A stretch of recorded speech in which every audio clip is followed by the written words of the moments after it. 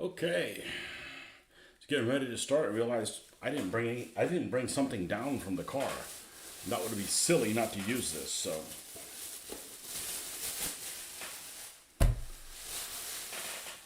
I don't know if this is gonna work, but we'll see. It's a deluxe brush cleaner. Yeah, I don't know about deluxe. And this is a little pail. Noisy bugger. And we're going to return this if it does not do what we need it to do. You're the first at the party. There you go.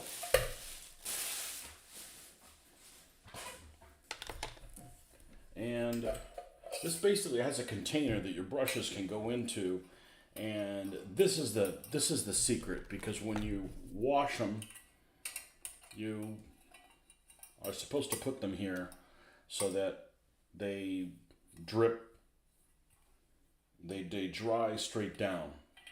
So that works with a big one. How about a little one? Seems to work with those as well. So this looks like it's probably going to work. Now, will this fit in the cup holder? Oh, please, baby Jesus. That would be awesome if it does.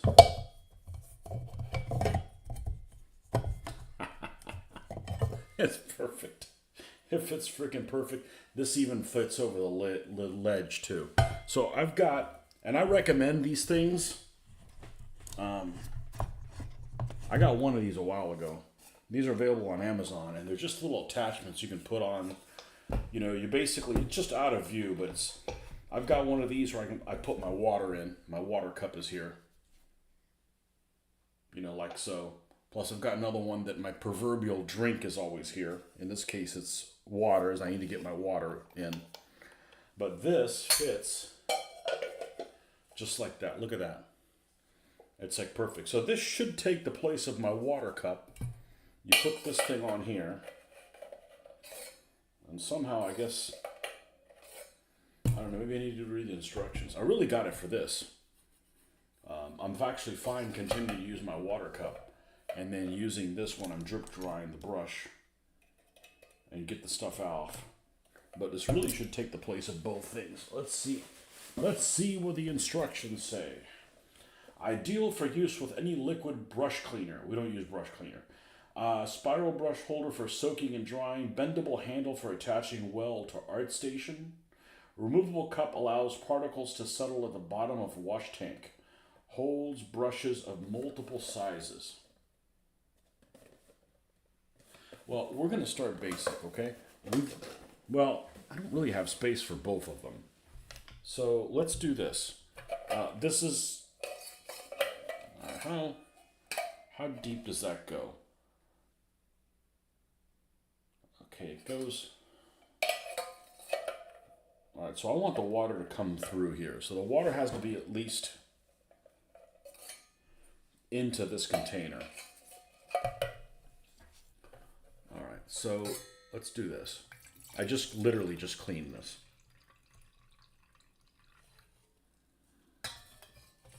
See if I can manage to screw this up.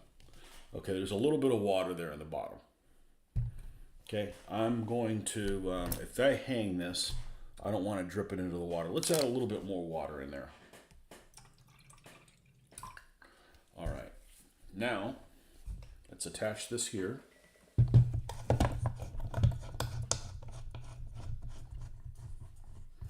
I'm actually going to flip these. I'm actually going to put this in front of my drink cup.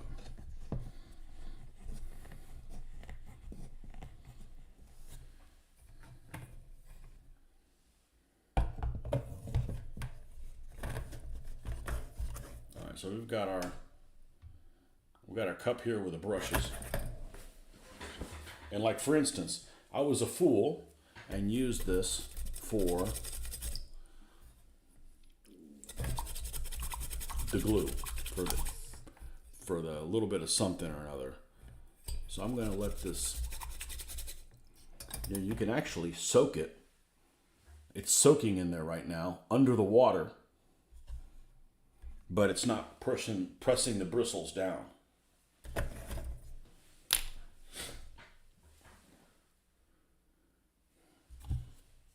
And of course, in typical fashion, I'm hot.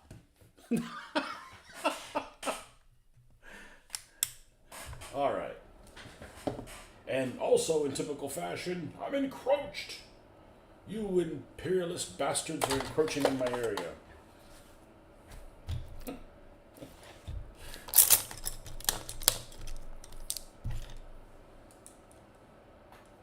So like for instance, this one dirty, right?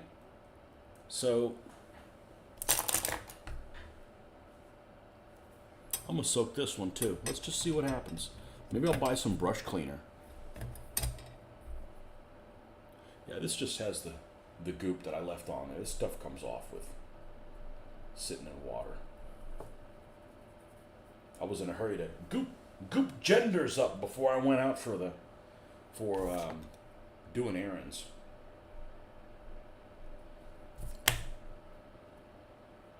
And we got the next guy we're working on, which is an Airfix dude.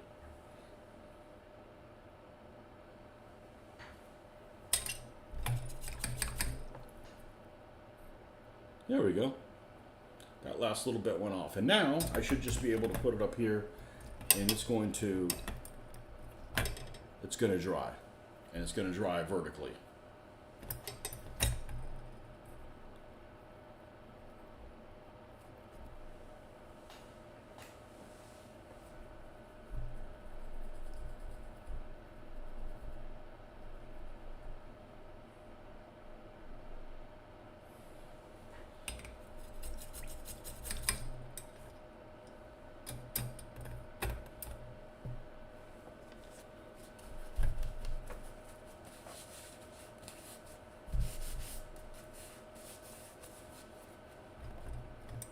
So far so good. I've never had one of these things, and it seems people would complain about the brushes wouldn't fit in there, but honestly, this thing's. Now I'm wondering why the hell haven't I had one of these after all these years? What's wrong with me? Why haven't I had one of these? Well, I'm not out looking for, to solve problems I don't have, but. And I actually like that it's here close to me, because since I can't see shit, I can see this really well. So you can tell when you got to switch out the water.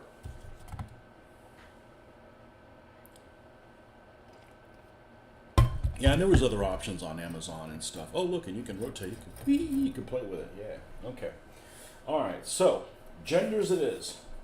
Now the question is genders base dry enough to paint the first coat of the goop? I'd say that's questionable. I'm going to let that chap just dry a little bit. Cool his heels. Mr. Ben, just don't put your eye out with it. Yeah, especially since I'm right-eyed.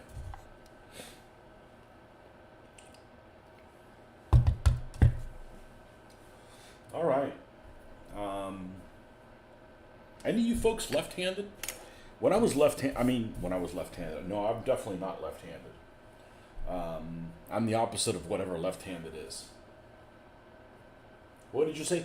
Violently, have a drink. Violently right-handed. That sounds like, painting with your left hand and fighting off the Huns with the right. All right, we got to lose the jewelry. All right. We left off with this chap's shorts. So now we're going to do his shirt. We're going to use khaki for the shirt.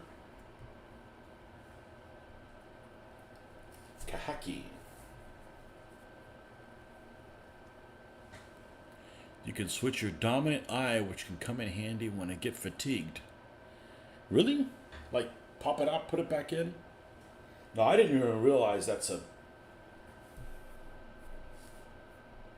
Yeah, you look at something and you hold it with one eye and... Yeah, I'm definitely right-eyed. One of them moves.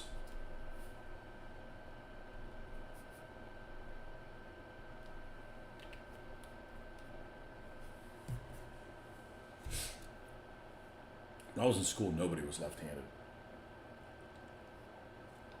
I think they just shot people that were left-handed and didn't want anybody to know. You'd have all those, you have all those little chairs that had the built-in like table in it, and if you're stuck with one of those left-handed tables, you hated life because it was like the wrong way.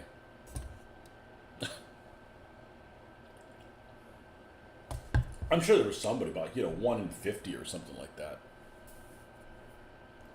Now it's probably 1 in 3.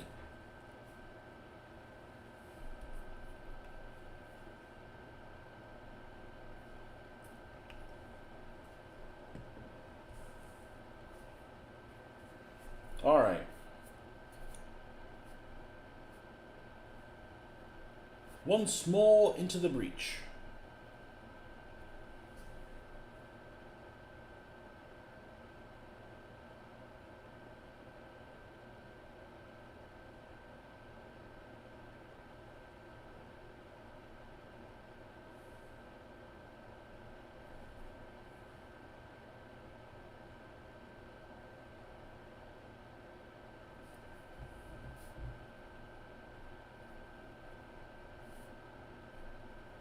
So, I was talking about, I don't know if I was talking about it on here. I certainly posted on Facebook.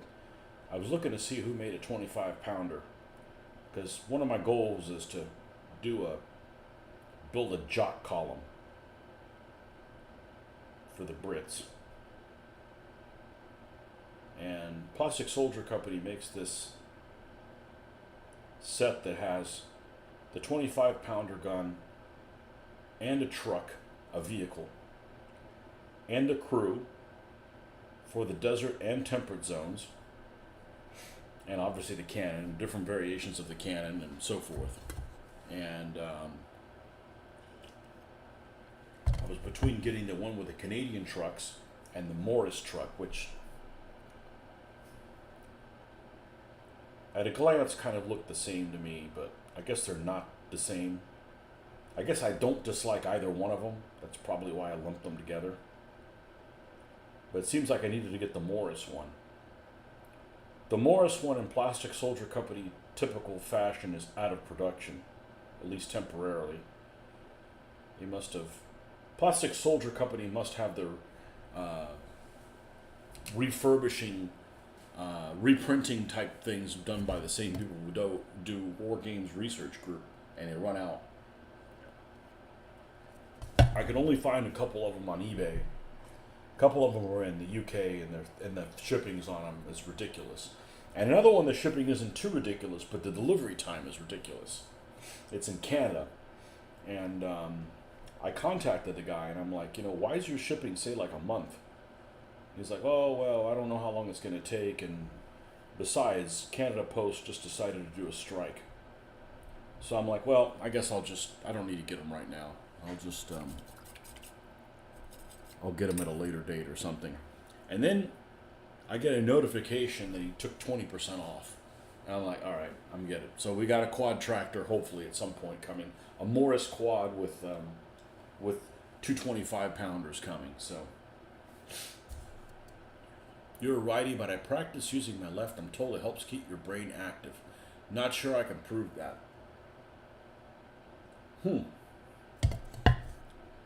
Really? I think you keep your brain plenty active.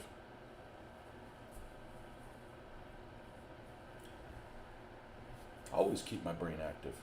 I'm always thinking about stuff. Stuff that's just stupid, like, that happened 80 years ago, but I'm always thinking about stuff. I like this being right here and being able to see exactly what I'm rinsing.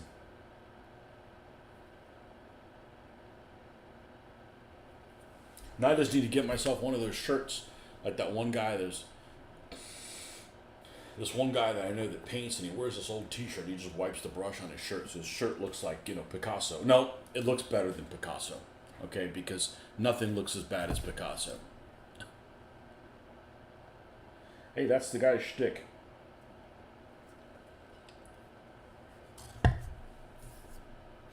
So we got a quad tractor, and we got a Morris quad tractor coming at some point, maybe in a month.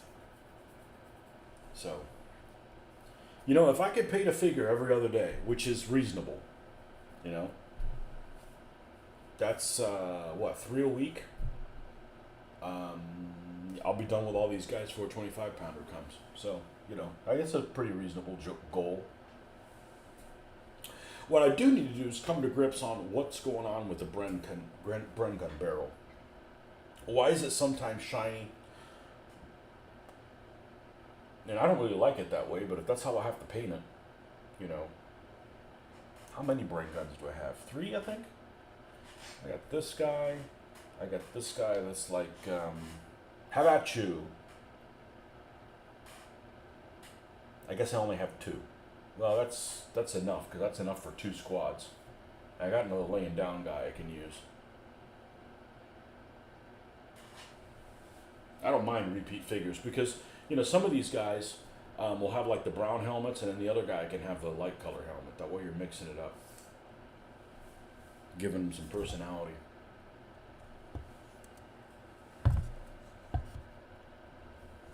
Like a Jackson Pollock painting, yeah. Yeah, I wouldn't understand that. They just pour things. Well, there's a method of doing the pouring. Yeah, it's whichever way the wind's blowing. You know, the only good thing about those painters that paint that way is they always die of substance abuse way ahead of their times. It's not like, you know, it's not like you get to suffer with them for like 90 years making garbage.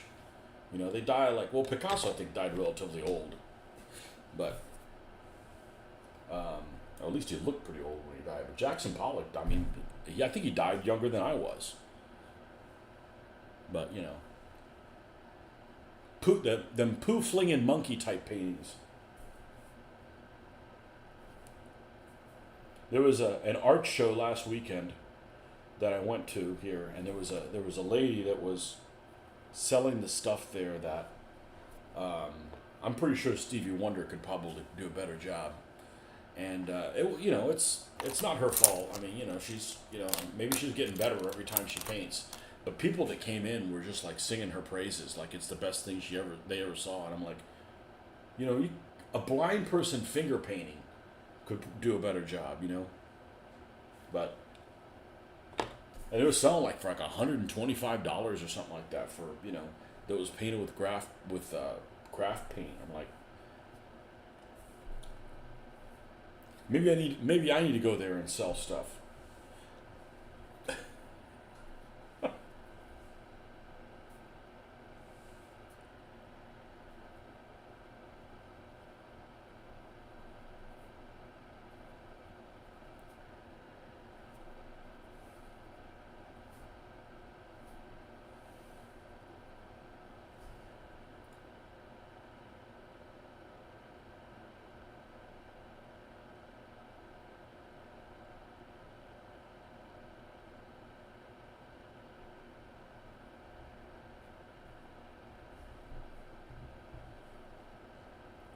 You know, Jackson Pollock is, you know, laughing from the grave. Last time we were in New York, we ran out of time, but my daughter said, hey, we should go to the MoMA and laugh at things. And I'm like, you know, there's probably some things at the MoMA that I like, but there's probably a lot of things that just like didn't take a lot of effort to do. And they're just like, you know, oh yeah, I can see that the red lines symbolize the strife. And dude, the guy just poured paint on a fucking canvas, okay? You know, just call it like you see it, you know?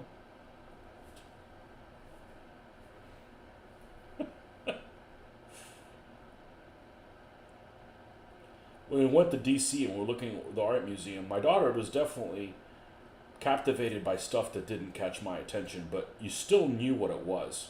And it was still artwork that took some effort to do. It wasn't like, you know, random splotches, you know? And if you like random splotches, well, there's nothing wrong with that. You're allowed you're allowed to like random splotches, but you can't. You're fooling yourself when you're thinking that takes, you know, a lot of any kind of talent to do. You know, if you think that takes talent to do, you need to go out and paint because you could probably do a better job. You know.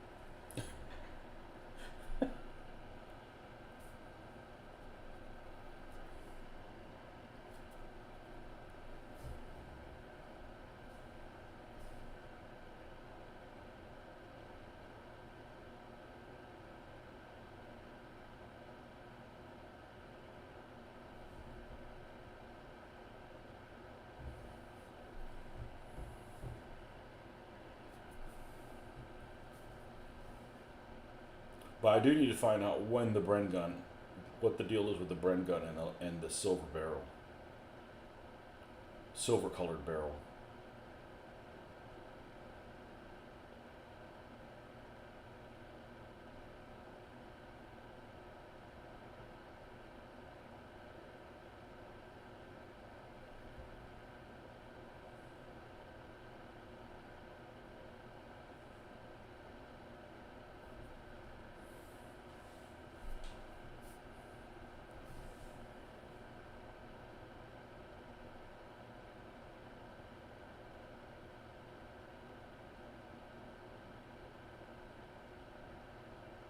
I mean, there's some artwork on models, on boxes of models, that just blow a lot of the stuff that's in museums away.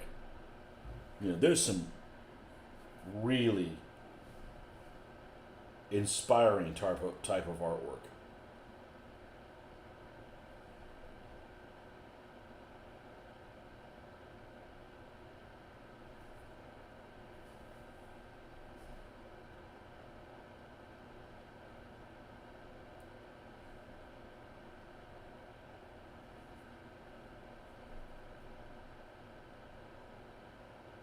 Fujimi artwork. What's that other company, Marcus, that was like Fujimi? Is it REI or something? I want to say it starts with an A. They make some 176 scale stuff.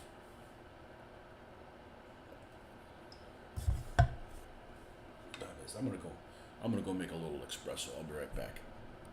You have trouble with abstract art. I like impressionistic art. I do too. I do too. My dad didn't like stuff that was impressionistic, but I actually do. Um,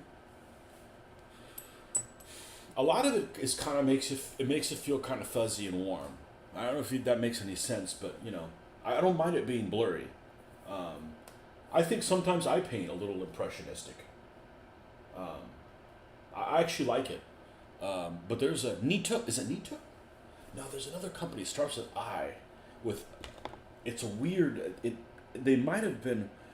Um, you know what? I bet they're going to be on 172nd on the way. And the artwork, their models aren't very good, but the artwork that's on them is really good. It's really like inspiring. Let me see if I can find it. It starts with an E.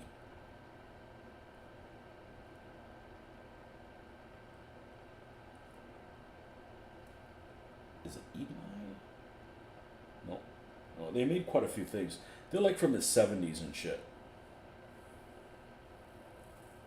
Is Nito on here? Nito's not on here.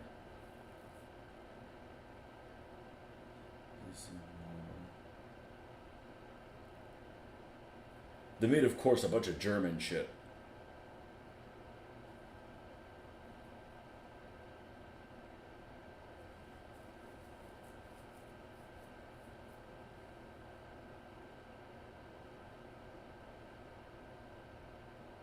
I don't see him on here.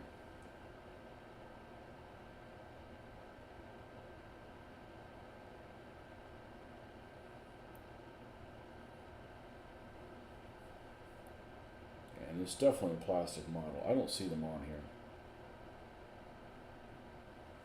If I showed you the box art, you would know who it was. But they've been defunct for a long time.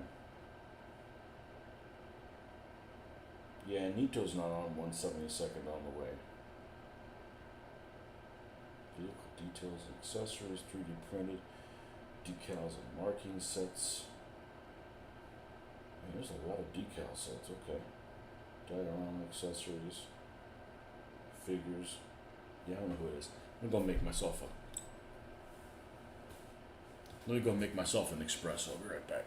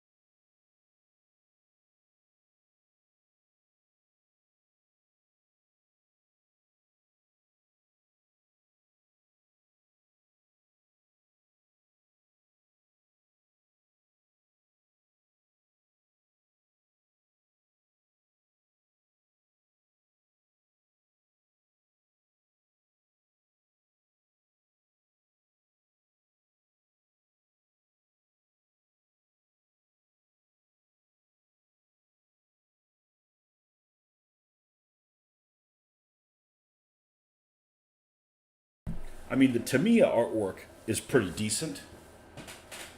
You're talking about the lack of deep knowledge of British AFE. Except for Matchbox, it was hard to find British kit when I was younger. Yeah, and I mean, like, Wargaming started in Britain. Like, there's like no excuse for that to be, you know? And I don't dislike British stuff. Like I said, I think that their marking system is cooler than the Germans. You know? I really like their marking system. I don't like the Brits in World War One. Sorry, if I'm doing World War One, I'm pro-German. I like the German stuff. Especially the ships. The German World War One ships are awesome looking. But World War Two, yeah, I like the British stuff better. Maybe not in 44 when it's like, just paint it all green and put a star on it. Like, no. We can do better than that. We can do better than that. What is the name of this company? Shoot. I bet I could find it. 176. I am a Google Foo master. 176 Panzer model kit old.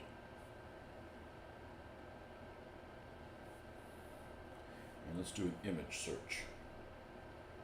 You know, the Fujimi box art was, you know, people think that the Airfix had really good artwork. I don't know. I thought MPC had better artwork. And I don't know why they just didn't. You know, this Fujimi stuff, this is really nice artwork. That's really nice artwork. And their model kits leave a little bit to be desired. They got interiors, but then yet stuff's like in the wrong scale and stuff. I bet I could find this stuff. I think Matchbox artwork is better than Airfix artwork. Is it this? Nope. Oh, I think I just found it.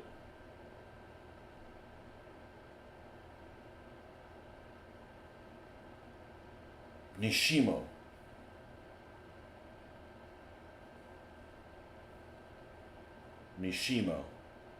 Now the model kit might be a piece of shit. Maybe it's the same artist. No, this is 1/30th scale. Why would you make 1/30th scale? Look at this. This is like a... Let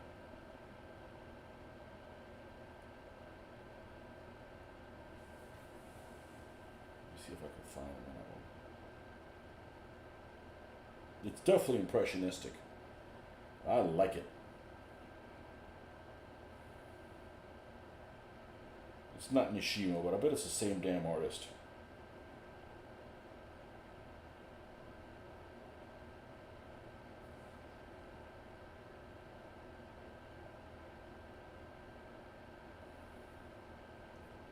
Here's one that's Nito.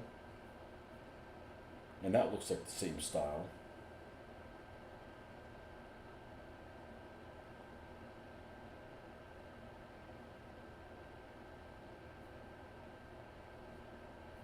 This one has the... No, where's this one with the king tiger on it?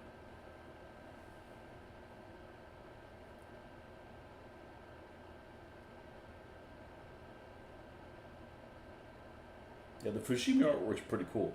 Even this Panzer One, which is, in my opinion, a really ugly vehicle. Especially when he's got these baker hats. No offense to anybody who bakes, okay? But, you know,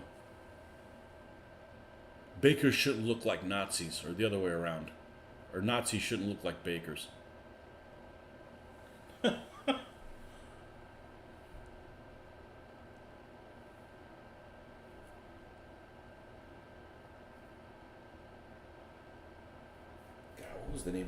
What is the name of that company?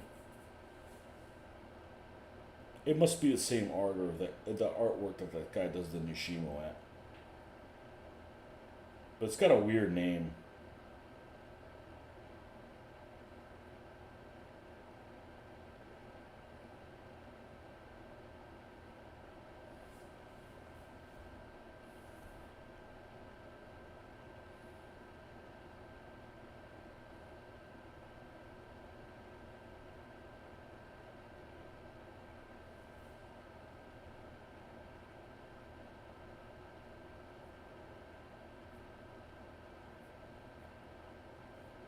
It wasn't Nishima. It was something like that though.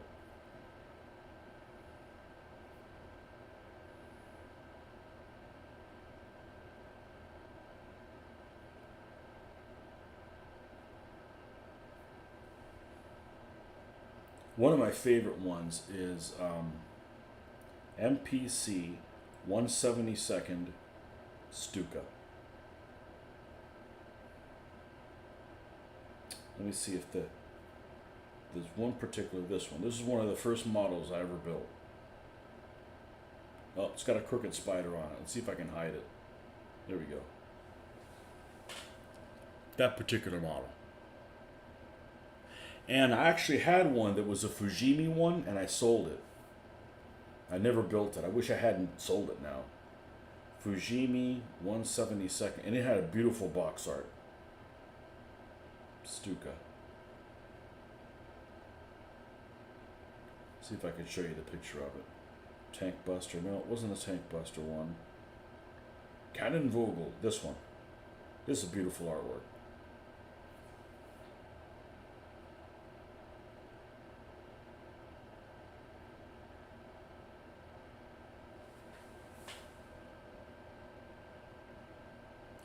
Beautiful artwork.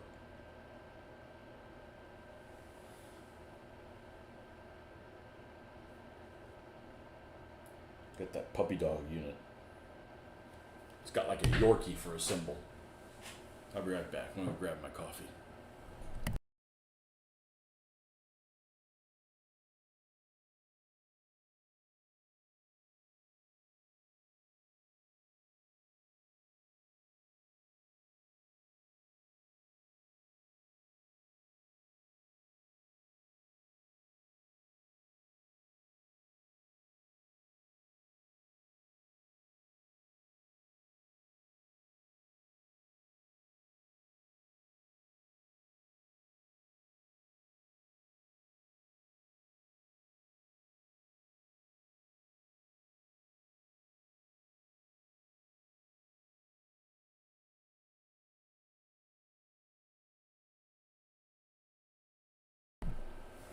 Yeah, I've always liked the way Stukas look. They're badass.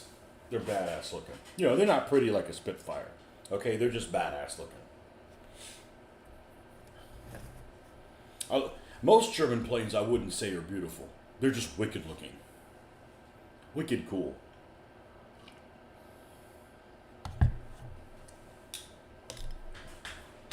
Actually, there's some artwork that is on a Tamiya. I didn't know that Tamiya did 1/25th scale. It's a Tamiya 1/25th scale Jagdpanther that has pretty nice artwork. 1/25th Tamiya Jagdpanther. Images.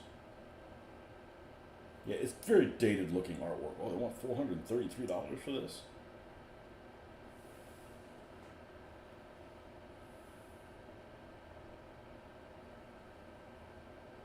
Yeah, it's pretty old looking artwork, but it's not like an oil painting. It's a little too washed out. But there it is, knocking out a KV-1. I'm pretty sure a Jagdpanther and a KV-1 never fought. By the time the Jagdpanthers came out, there's no KV-1s running.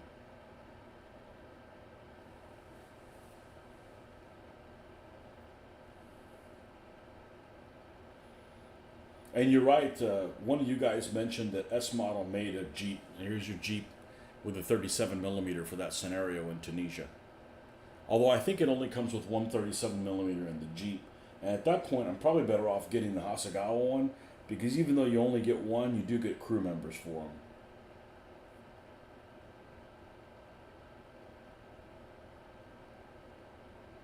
But anyhow, I digress.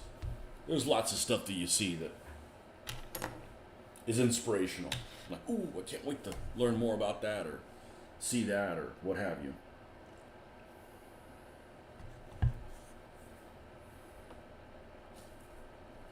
All right, where are we?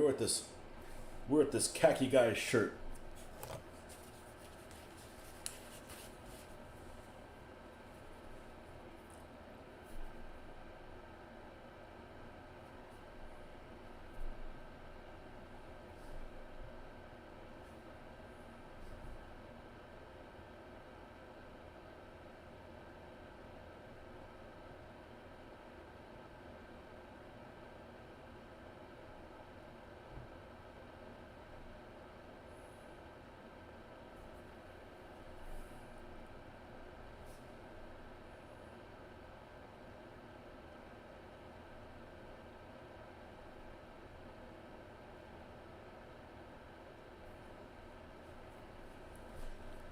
You like the look of the Stuka, probably the Gullwing.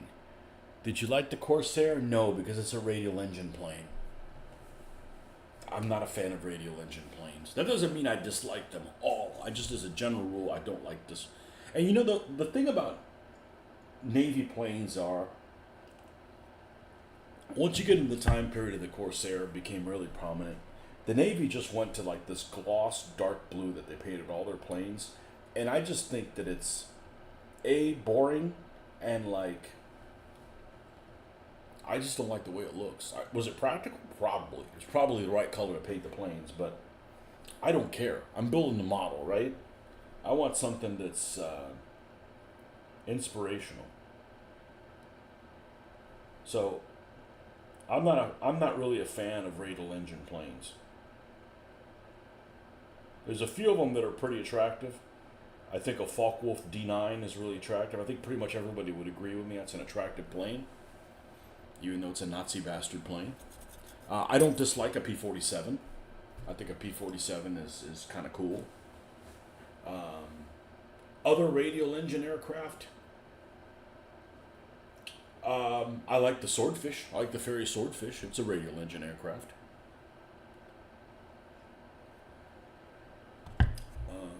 Actually, the Swordfish is actually a really attractive plane. Again, I don't care that it's slow. It actually did a lot, considering what it is.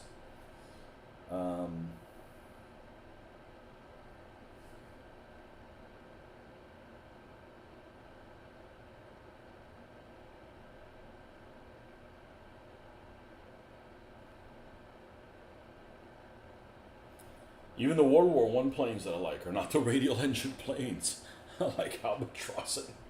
I don't know, there's just something, just look kind of boring, all like chunky and stuff like that. I'd love to do some aircraft, but I've got space problem, big time. Yeah, I got 2 planes and they haven't gotten off the ground. Ha! See what I did there? I got them started. I might finish them. I promise I won't buy any more planes until those 2 are done. I got a Spitfire and a P-40. So.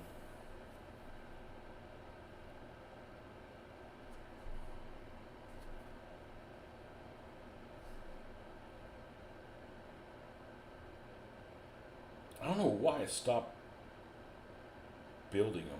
I don't know that I have a good reason. I didn't encounter any issues.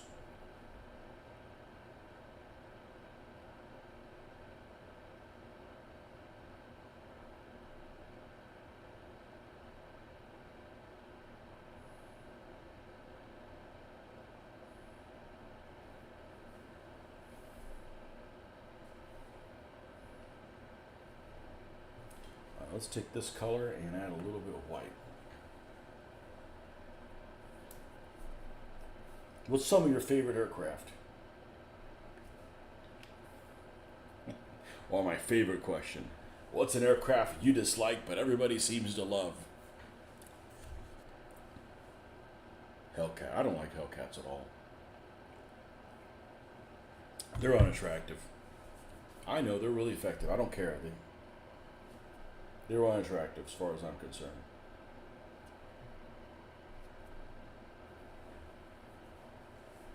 It's funny because I think a Dauntless is attractive.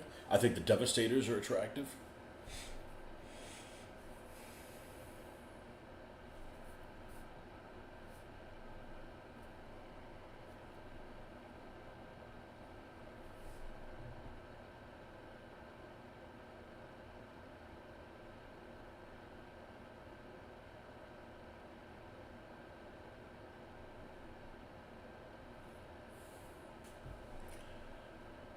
Too many good things.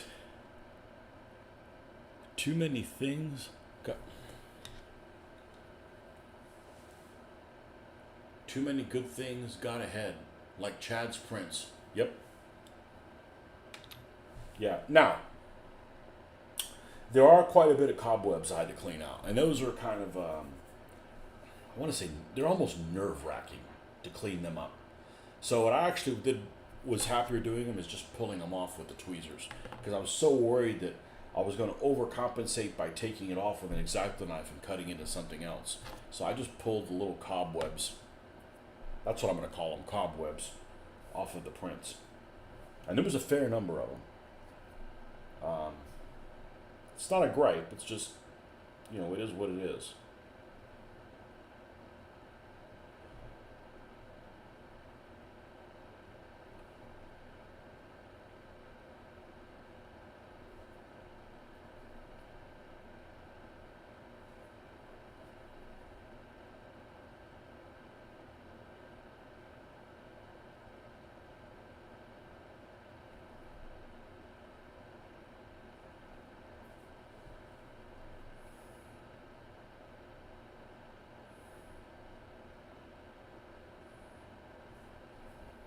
All right, we're going to do, let's see, what's next? We do the rifle. We do the rifle. Bring me the Enfield. I can't believe this fits like perfectly in this.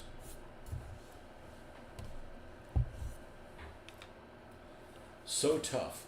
My favorites are obvious. Stuka, Spitfire. I actually like the 109 of that type the best. Maybe the P40 is a second. The P40 without a tiger mouth is actually an unattractive aircraft. With the tiger mouth, it is awesome. It's the first model I ever built. But without the tiger mouth, it looks like a Habsburg plane with a big old chin like this. It just looks weird. If anyone likes the P-38, that's not my thing. Like the Duck of the Sky. Really? You think the P-38's that ugly?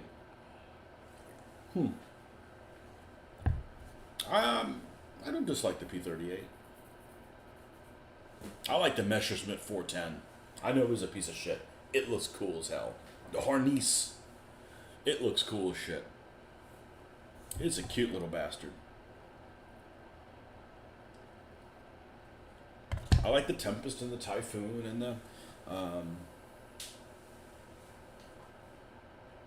the Hurricane is just as attractive as the Spitfire. And the Spitfire is a little bit more attractive, but the Hurricane is a good-looking plane as well. Now, the Brits got some ugly-ass planes, like the Skuas and the Barracudas, and what else do they have? Mosquito's a beautiful aircraft. Beautiful. Everybody likes Mosquitoes, too. Reminds you of something from Star Wars. The P-38? Yeah, I could see that. Looks even worse in olive drab, doesn't it?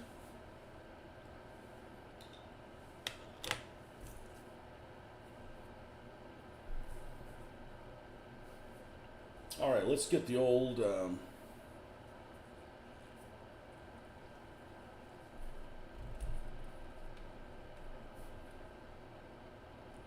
You know my favorite Japanese aircraft, right?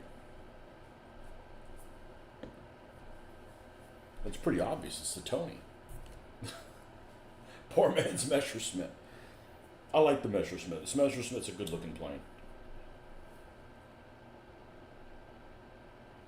My least favorite Messerschmitt is the F.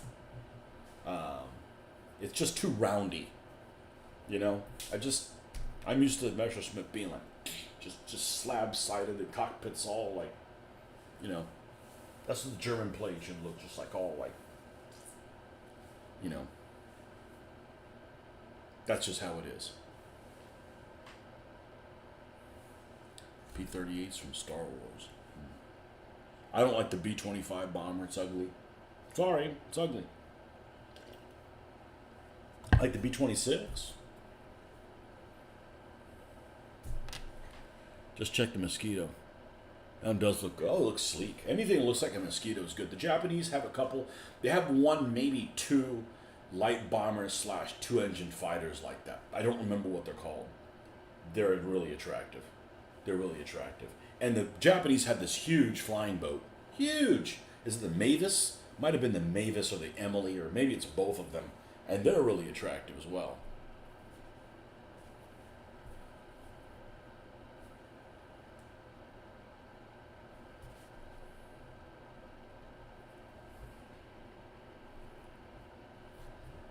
Again, we're not talking about effectiveness.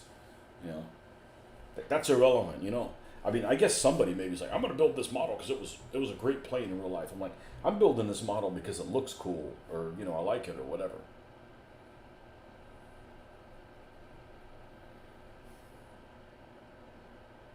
Otherwise, nobody built a Stuka because a Stuka was a piece of shit if you didn't have air superiority.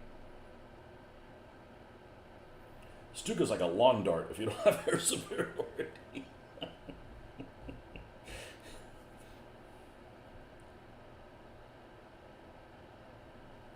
Even in Battle of Britain, they were sitting ducks.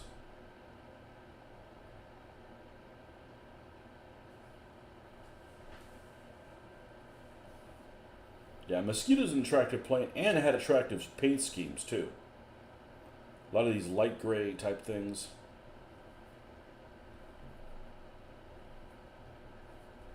Good looking plane.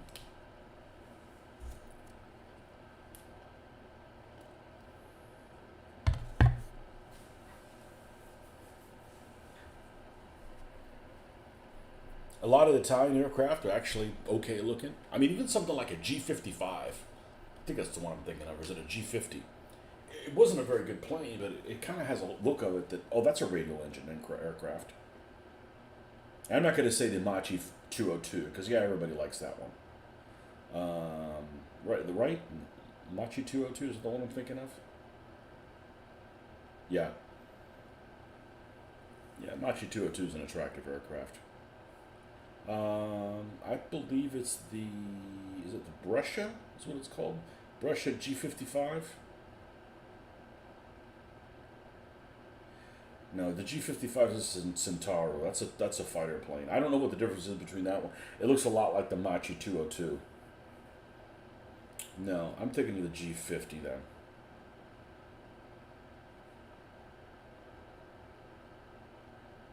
Frescia. It looks a weird looking plane. It's a weird looking plane with a tiny little cockpit. As soon as this comes up, I'll show you. Look at this. It's like a beefy. I don't know if it's a huge plane, but it looks like it might be as big as a light bomber. If it's a dive bomber, it's definitely a bomber type aircraft. And I'm not a huge fan of ME-110s, but this one looks really cool. The one that's just below it. Nice sleek profile.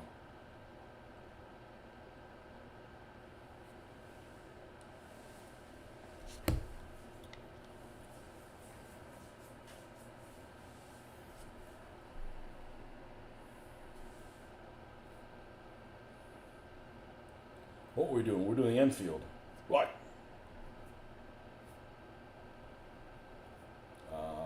That's not where I was. Okay, let's find where I was with the Enfield rifle.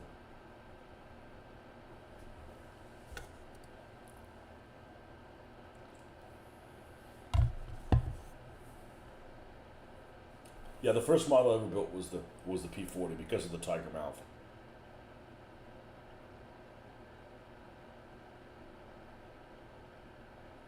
Go find a picture of a P40 without the tiger on its mouth. It looks like it's missing something. Like it's got too much material. It just looks weird.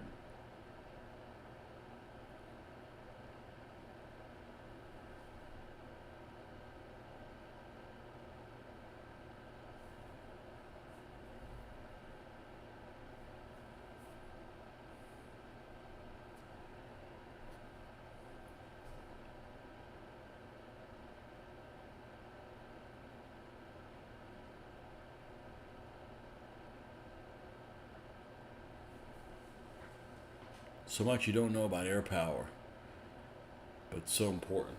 Yeah, it's definitely my weakest spot of the branches.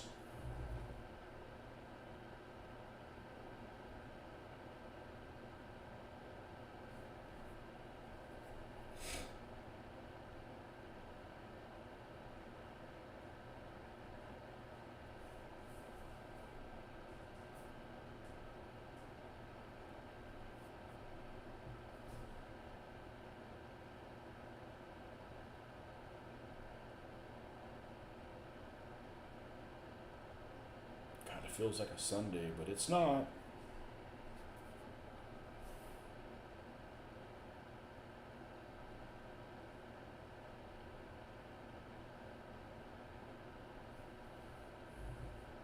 So this is the 5th Tommy,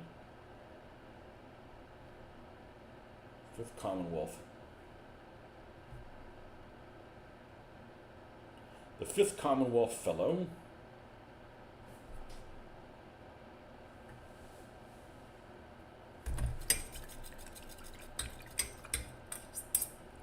See, now these I can just pull them out. Like yep, they're dry. And they dried to a point. And then I'm gonna go ahead and I'm gonna drop them over here.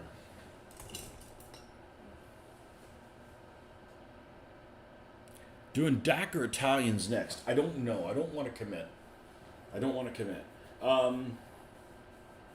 The problem with doing Italians is I don't have any vehicles for them other than the one M1139. That's the only problem with doing them. I'm certainly looking forward to doing Italian names and putting them on stands more than German ones because I've already done plenty of Germans. I don't know yet.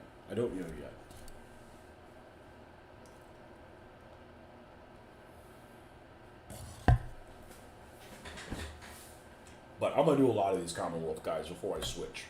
Because first of all, I'm really liking how they look. All right, we got to do some fleshy bits on this.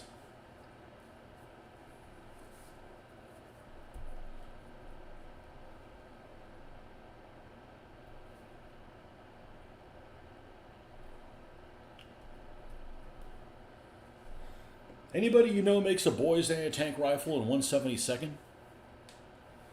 I need a couple of those for some of these scenarios.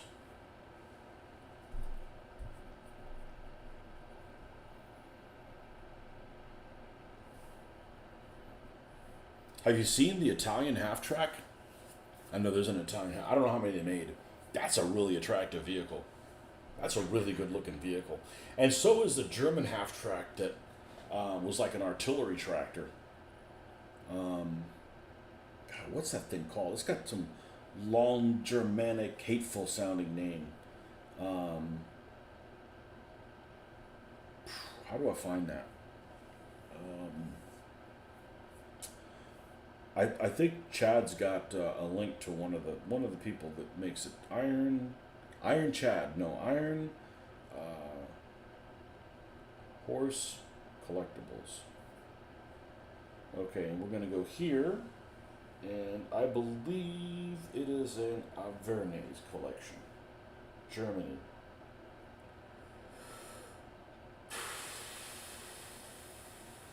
It is not. Okay. Then is I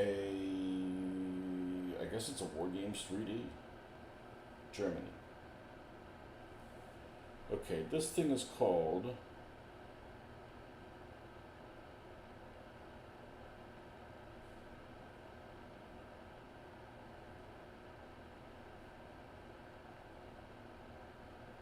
nope. This one? This is the one. This thing looks awesome. It's called an STKFZ7 DB10 Gepanzerte 12 ton. Look at this cool ass mother right here. But it supposedly was not an armored personnel carrier, it was an artillery tractor. Look at that cool bastard. That is an awesome looking vehicle. I mean, the German half tracks are attractive to begin with. That's really attractive. And it's big too. And the Japanese half track looks like that as well, and so does the Italian one. Let me find the Italian one. Just a really cool vehicle. Okay, the Italian one is called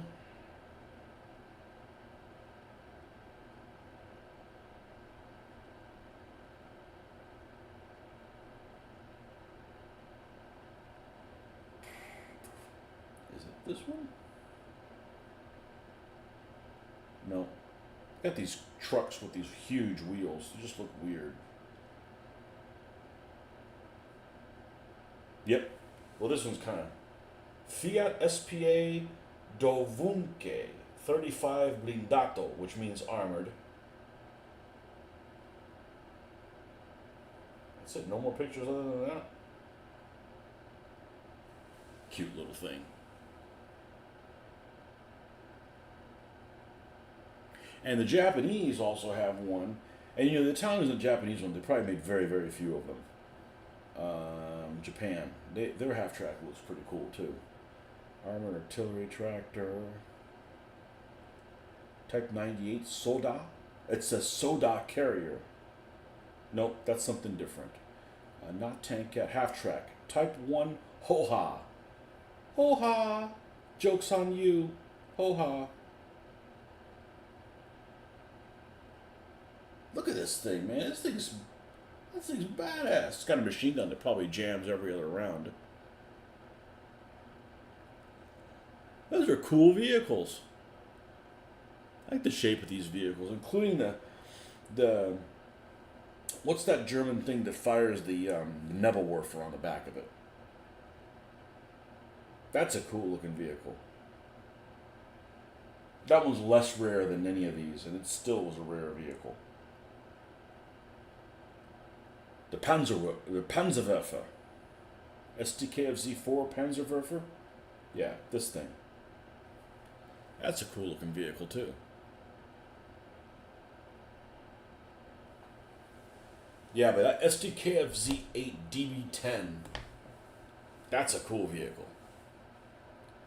Not sure about Boys ATR. I don't have this set, but check out Hot World War II British machine guns. They have a number of other support weapons.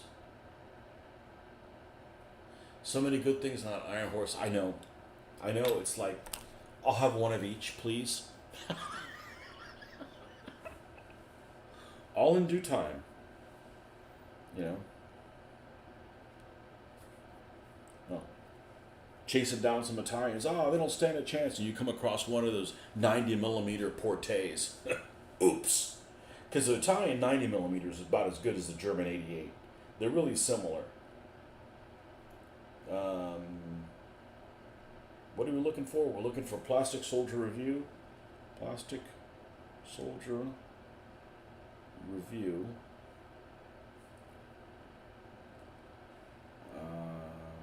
Periods. What else? What period do you think it would be? World War II. Dumbass. Okay, and we're going Great Britain. Let's just go here. Great Britain 8th Army, paratroopers, commandos, artillery, RAF personnel, RAF. Hot. HAT. Gurkhas, Australia.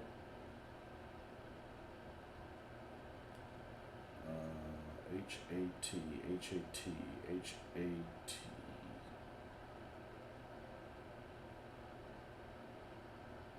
British machine guns. Haven't clicked on it. Yep, there it is. There's the Boys ATR. Plastic. Fairly soft.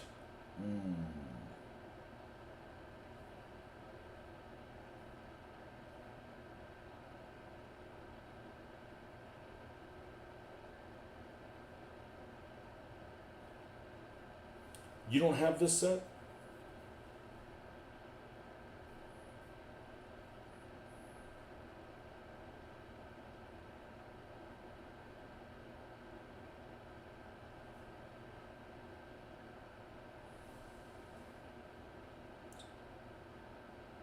Vickers, British mortars. He was firing a Boys anti-tank rifle. This quite an effective weapon was developed before the war, but increasing.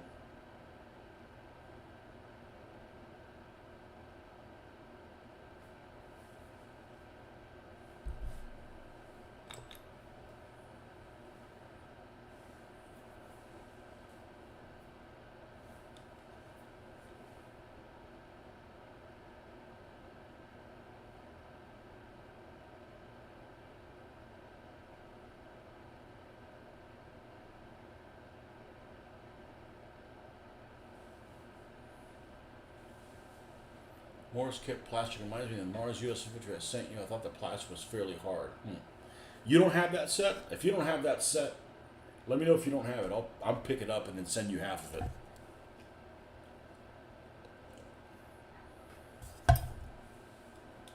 Wow, something you don't have.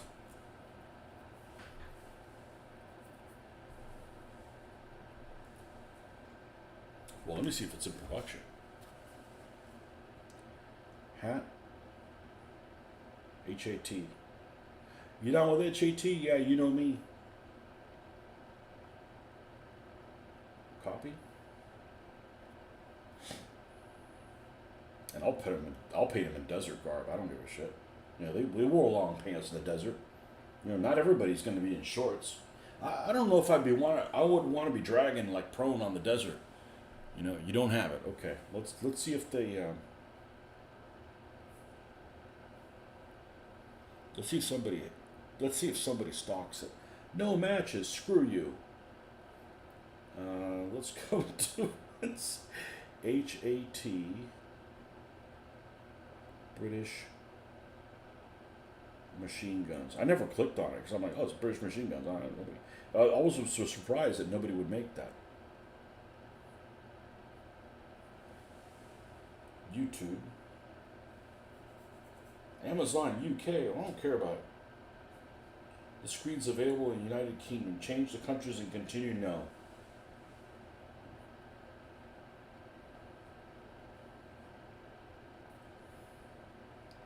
Let's do this, and we're going to go shopping. Nope.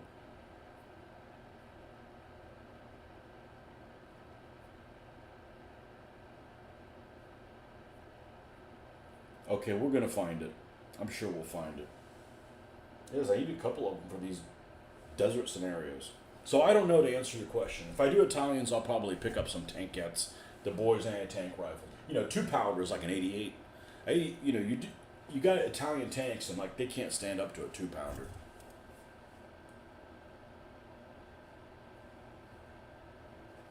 Michigan Toy Soldier Company has it. Okay. Well, I'm not in a hurry, but I'll pick them up. Send you some your way. Now, wow! I found some plastic figures you don't have.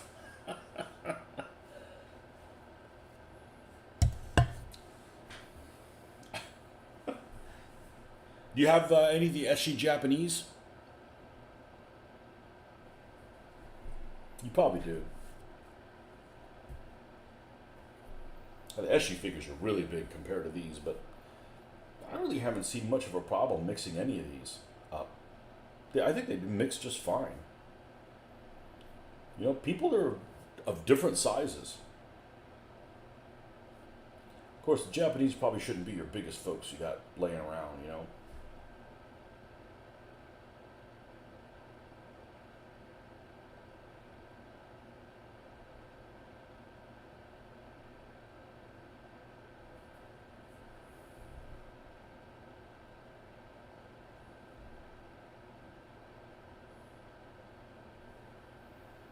All right, now we'll do the fleshy bits.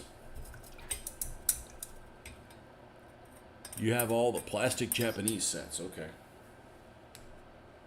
You have any of the SG British infantry? Or SG Russians?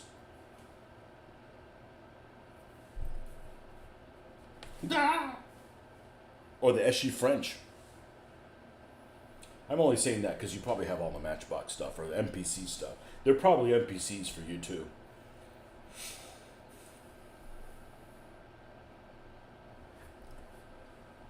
We're veterans like that. I was talking to my wife. Said I don't like saying I'm old. I have never sat down and thought I was old. Never. Yep. So it was just a fluke you didn't have those guys.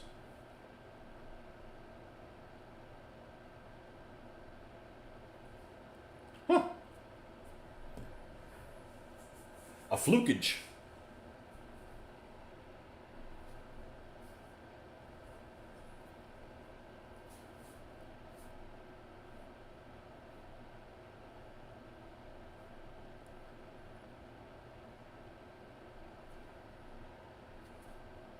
You know, I was thinking the other day, I probably went around along. I went.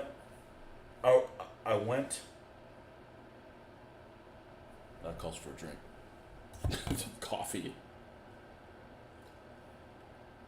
I went about this wrong.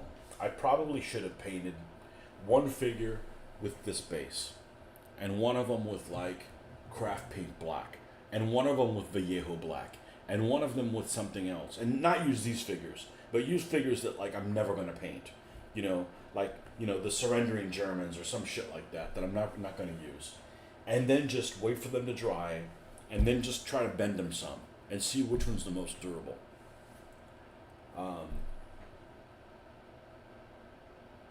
But then what if none of them are durable? Then I might get the idea of I wouldn't want to paint any of these, and that's the wrong tack. I think they'll do fine. I'm concerned. I'm concerned, especially how much I'm liking them. I am actually floored how much I like these figures, all of them. That's been kind of a big surprise. Um, it's been a big pleasant surprise that I've enjoyed these figures as much as I have. But there's this sense of dismissal of like, oh, they're plastic figures, until I got the tank crew, and I'm like, man, these tank crew guys are really good. And I mean, certainly people have got to be wargaming with them. And it's just the accidental bending. We're not going to like strong arm them. It's a Tritarch. Tritarch, welcome. Use craft paint as a primer. You cheap out on paint and use folk art or Americana acrylics. Are the Italians done yet? No, no. How fast do you think I am? I'm not a fast painter. I never said I was. No, we're 4 Commonwealth guys in. This is about to be the 5th guy. Actually, this one's not even done yet. We're doing the basing. I'm gonna paint about a figure every 2 days. What do you think? You think I should do the Italians next, Tritarch, or should I do the DAC?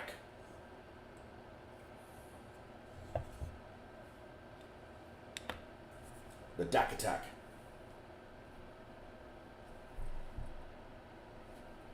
You said Michigan Toy Soldier Company. You know who I get them mixed up with? The folks that are in Hobby Bunker. I don't know why. They're both up yonder, but Hobby Bunker's up in Land of the Massholes.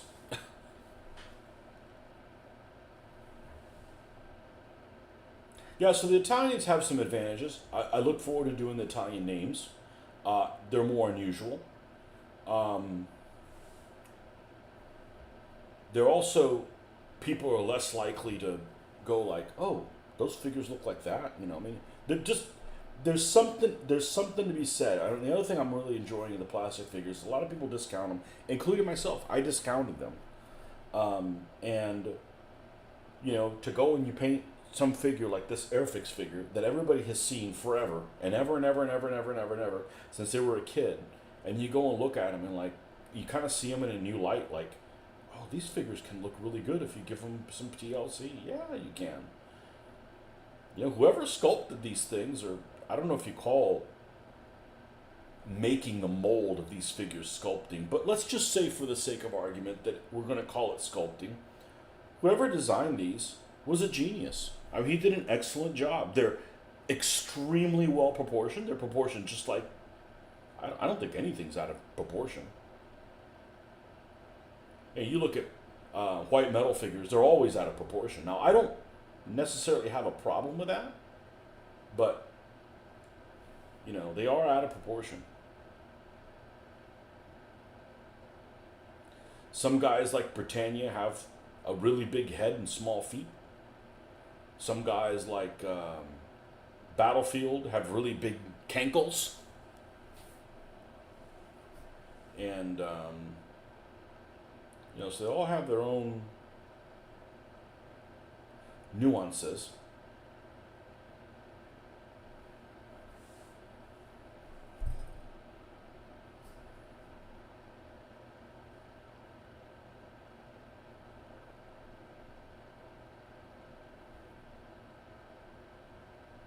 But man, the Vallejo primer, the thing about this stuff is it's so runny-ish that it gets into all the nooks and crannies, almost like thinned down enamel. And that's why I like it so much.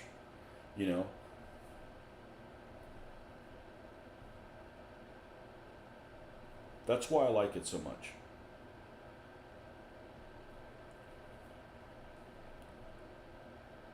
somebody was saying, "Oh, the AK primer's great," and then they said they used it in a spray can. I'm like, I'm not using anything in a spray can ever again if I can avoid it. You know, it's expensive. It doesn't spray well. It smells like I'm gonna die of fucking cancer. You know, even if I'm in an open field, the smell is just horrible. You know. The Dak Attack, that's right. The Airfix North Africa sets are still some of my favorites, most certainly top 10. I agree. I think they're excellent. You know, both of them. You know, I got this guy, I got LT here. I found him in a scenario. There's a lieutenant in the scenario, so that's what we're going to pay him. We got to come up with a pompous name, like, you know, Waddington. Waddington's some pompous British name. Sorry, Ben. I'm saying that like it's a bad thing, you know?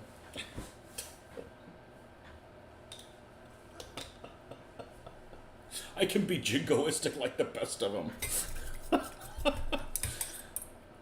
You know, there's a lieutenant. That's one of the scenarios. They got a squad and a lieutenant. I was looking at it the other day. Oi! You can't say that, okay? You can't say oi. That's, you know, that's commoner crap, okay? You need to, you know, raise yourself out of the sewers. Maybe an occasional harumph, you know, but no strikes, you know.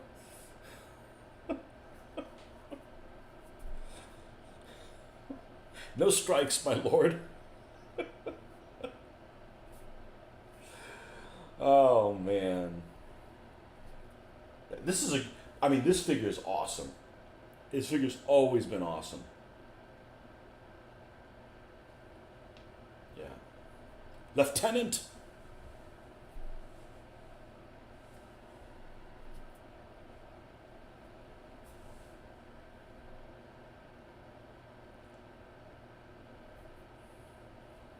Now, I don't want you guys featuring and stuff because something could happen to you. And that's not what we want. That's not what we want to do here, you know?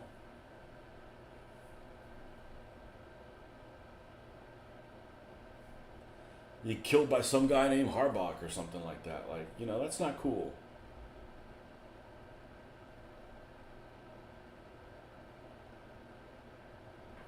You're still here? Pip pip cheerio. That's right. That's right.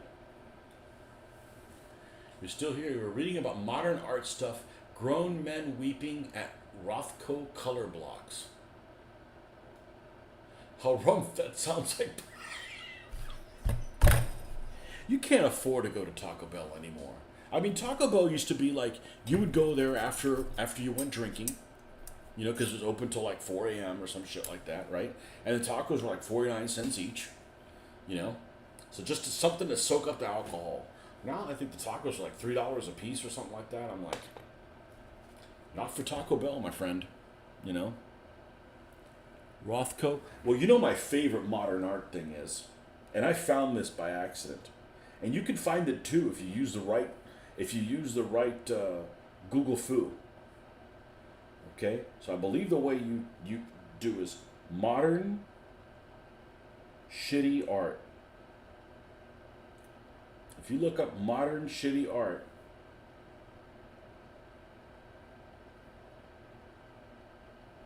okay, well, no, I did not find what I was looking for, but I found some horrible things. And don't get me wrong, I'm okay with some modern art.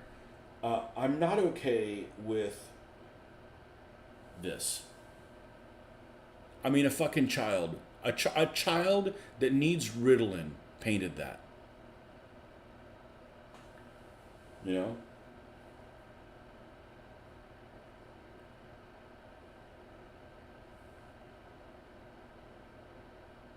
And this stuff. And I'm sorry if this offends you. You probably shouldn't subscribe to my channel. This, you know, and you got some twat there that's sitting there trying, oh yeah, well the colors don't mean anything. You know, the person needs to be medicated. You know, I don't like Matisse, okay? But Matisse, you could tell it's a fucking chair, right? I mean, sure, like somebody in 7 years old drew it, but you know.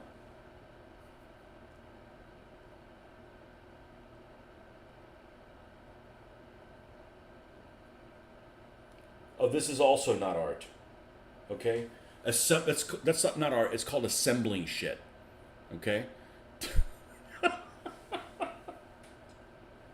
And you're allowed to like it if you want. I mean, you know. But but you could do a better job. You know?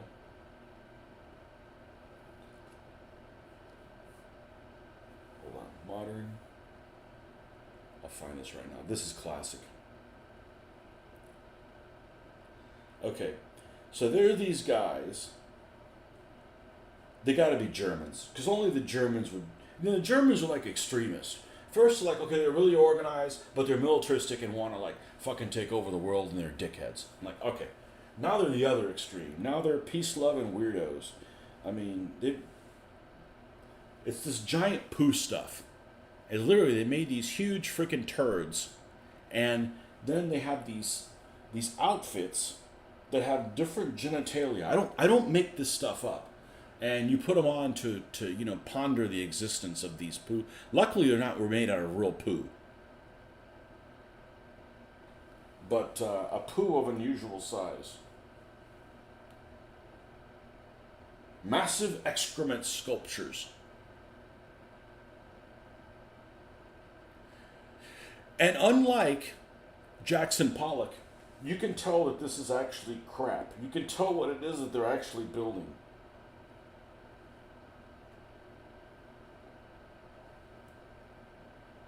Yeah, these people are weird, man. These people are weird. I don't want these people reading books to my kids. You know what I'm saying?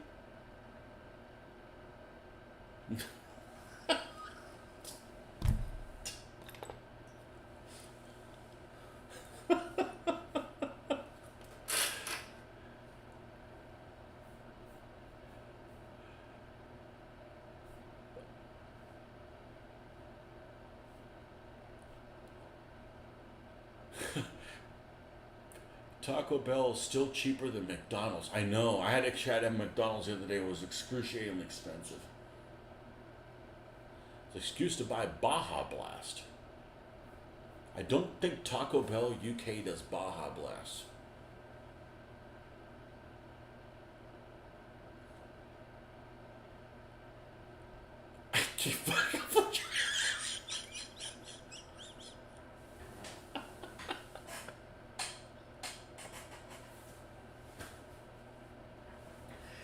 That's it, Ben.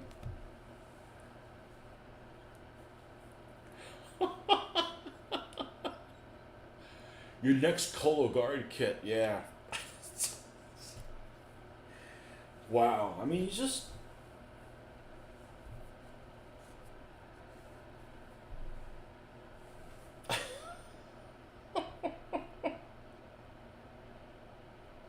Oh, well.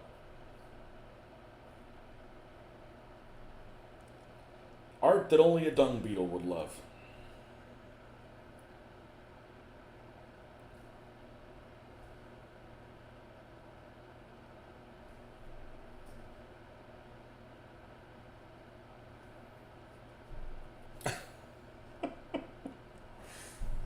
Oh, man.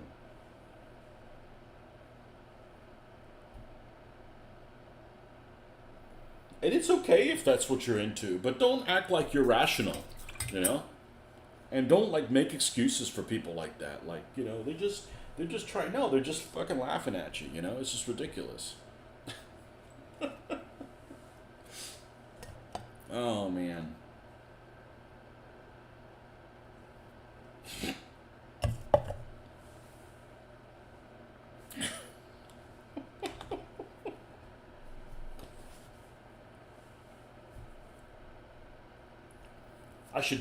I should do another show that's just like, you know, weird stuff I see on the internet. You know, and obviously that's able to be watched by people. You know, we're not talking about, you know, really demented stuff. I'm just like, you know, things that are out there, and you know, the common. You can always find stuff that's crazier than the last thing.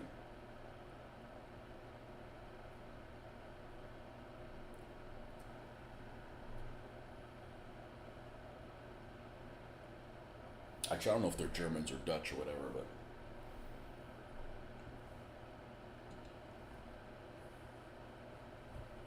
there's some crazy stuff. We got crazy people here. We got crazy people here. We don't need Europe to, encounter crazy people. There's enough crazy people here.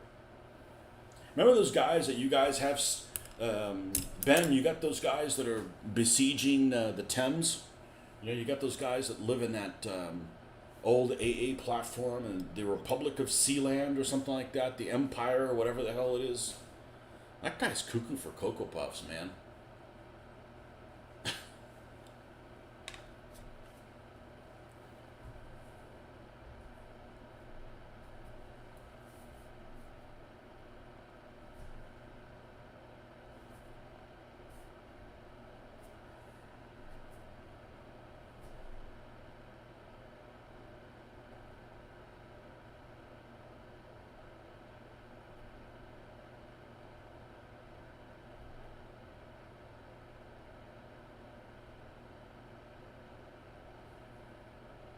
I think we leaped too fast here. Let's go back to this core color here. Let's find my black. And add a little bit of this before we leap to the full Monty.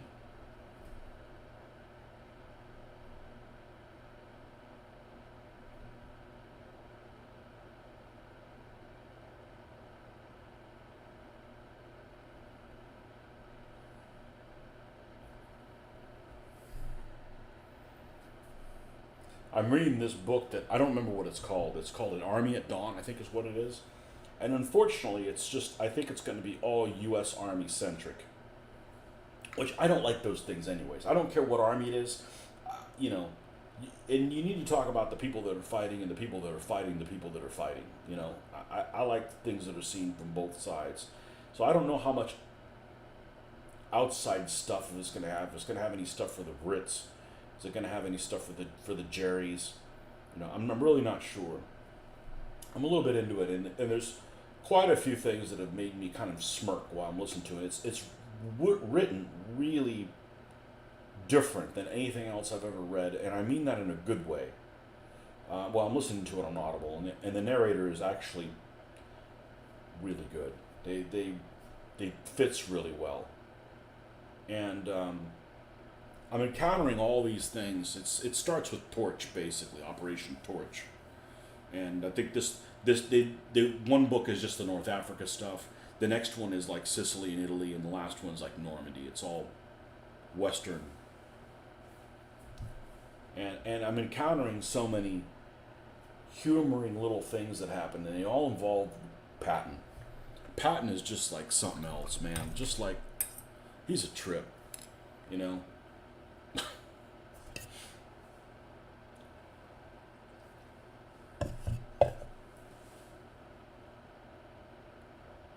Uh-oh, the chat disconnected, but then it reconnected. There's also Liberland, the libertarian paradise on the unclaimed island between Croatia and Serbia. Well, in practice, that sounds like a great place to go, but I bet it's probably just some place for people to smoke marijuana, isn't it? Croatia and Serbia.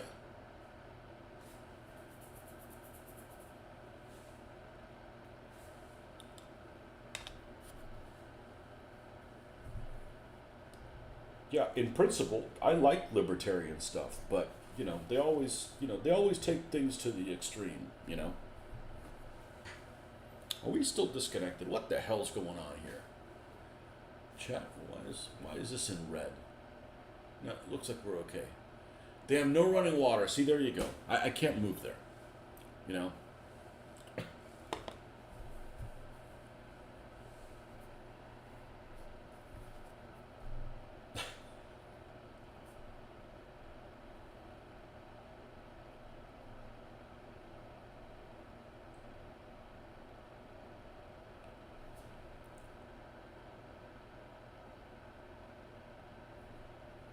Lieberland.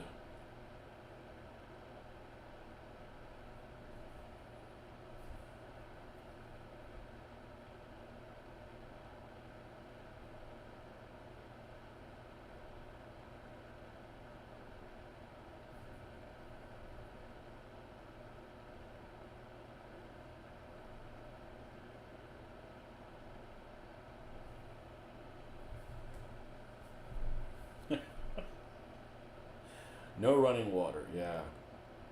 I guess they don't have the internet either.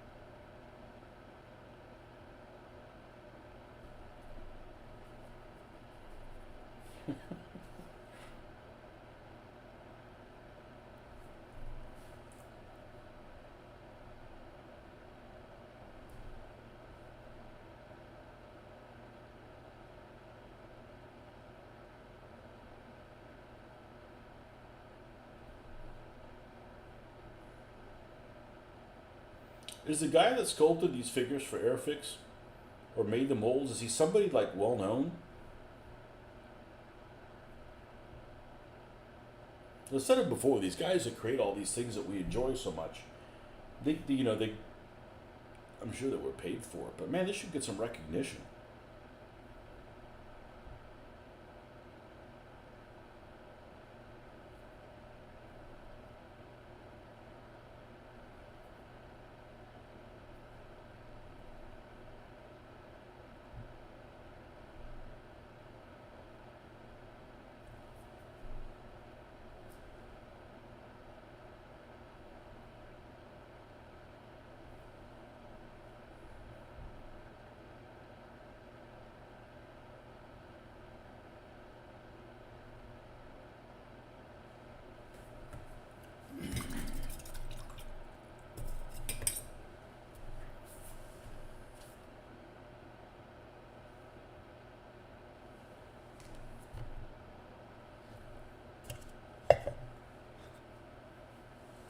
There he is. There were several sculptors won the 132nd and later HO figures. Well, this guy's great, man. This guy's, I assume that's a person, it's a dude. A person of the dude variation. Well, I got one of them here, genders. He's one of the one, he has come from a big family. He's one of the 52 genders.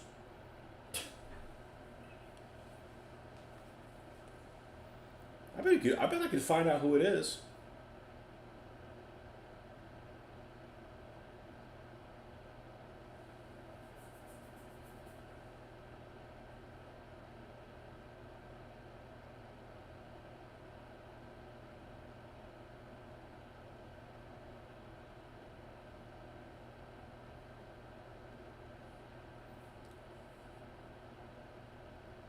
Sculptor of Airfix figures.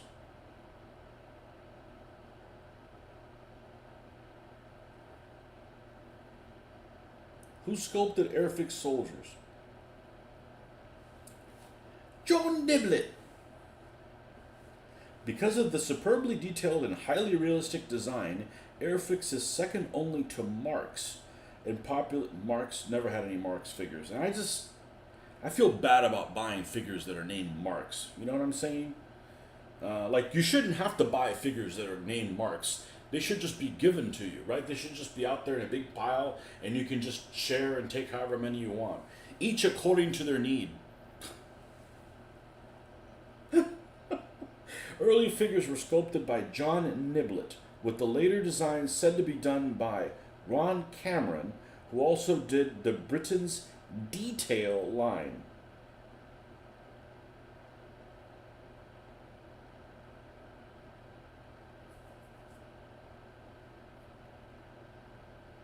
Well, they look great. I mean, I don't care who. I mean, they got problems. They got some. This German infantry's got that made-up machine gun that the one German guy has. They have small problems, but as a general rule, this Eighth Army set is great. The Africa Corps set is great. I'd say even the U.S. Marines set is great. The paratroopers, I don't know. I never saw the British infantry, just a regular British infantry set. You know,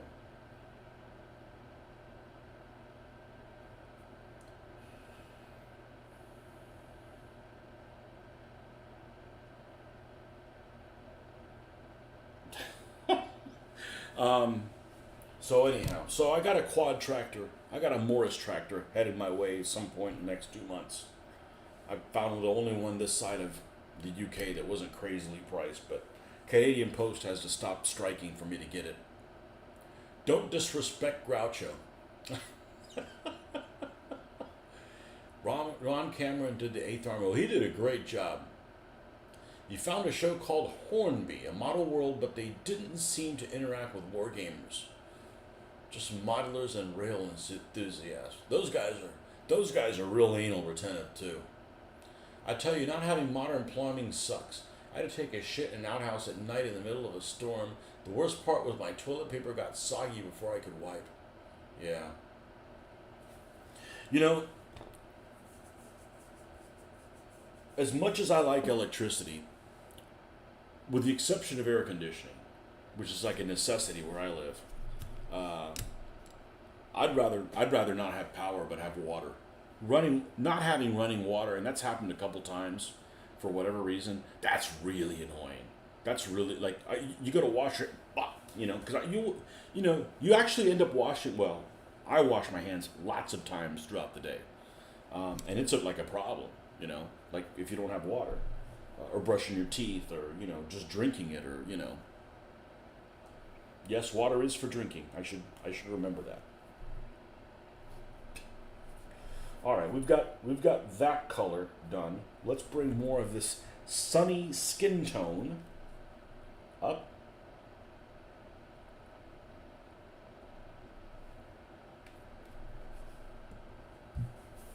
And we're going to use some of this red leather base color and some of the sunny skin tone.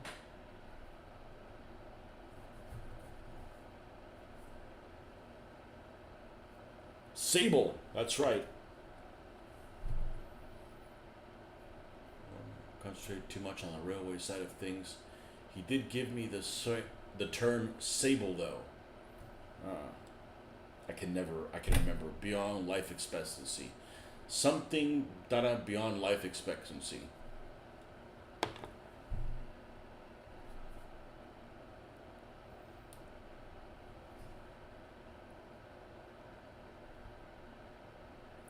I'm a member of one of those Facebook groups, even though I haven't contributed to it, where people do, and I don't know how I came across it, but it was just like their work area. Like they don't want you to put pictures of what you're working on. They want to see like your setup, right? Like your paints, where you have your lights, your hobby work area, your modeling work area.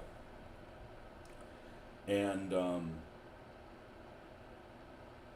don't know what I was going to go with that. Oh, and you have these people that have, like, just a table, kind of in a corner, and in a nook, something like that, and they're surrounded, like it's like an air raid shelter, but instead of bricks, you have like model kits, and they've got, which is okay. I mean, I understand how that happens, but they have like 5 copies of the same thing. Like how many Tiger Ones do you need that you haven't built? Like. I get not building the models, but man, how many of the same thing do you need multiple things of? I don't know. I guess they could just be doing drugs. So I guess modeling's pretty healthy.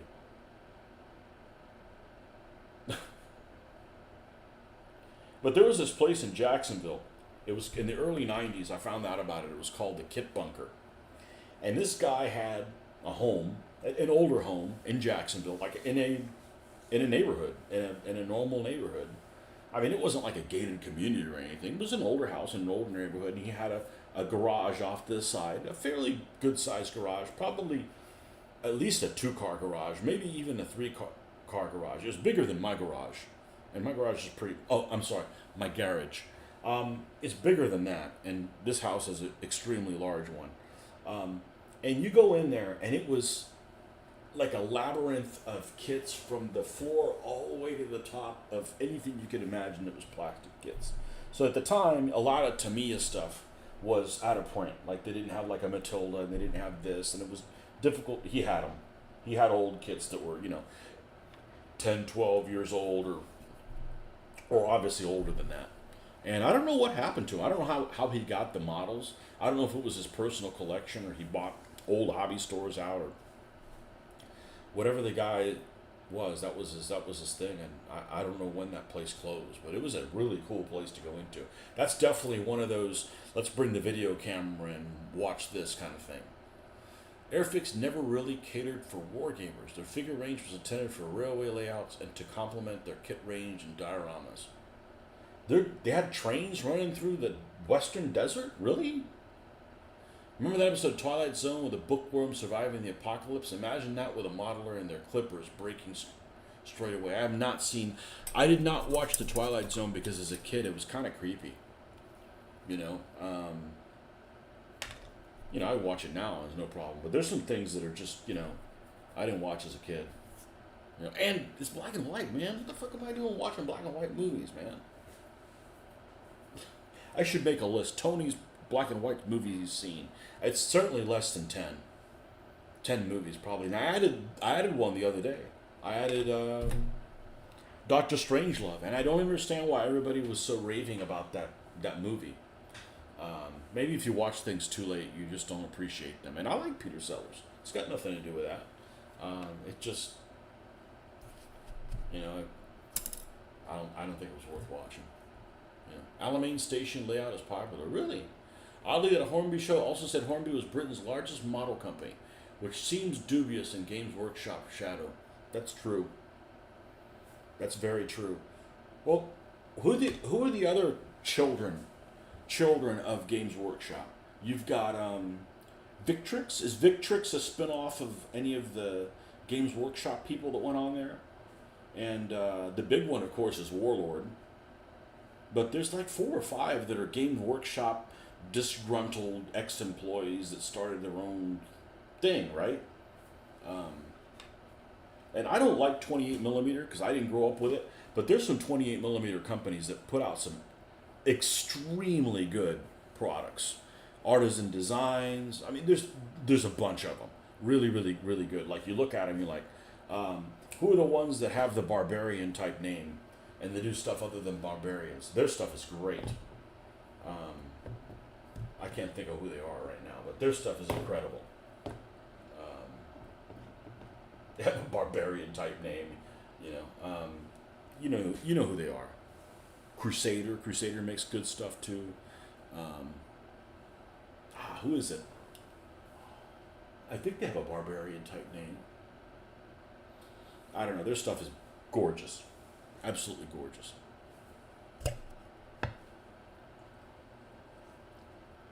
But if somebody came by and said, you can't do 20mm anymore, and we decided to bow to that person, I'd probably do 15s because I still want to do 1:1 scale, and 28 would just means that now instead of having a battlefield that's 200 meters long, it's only 100 meters long.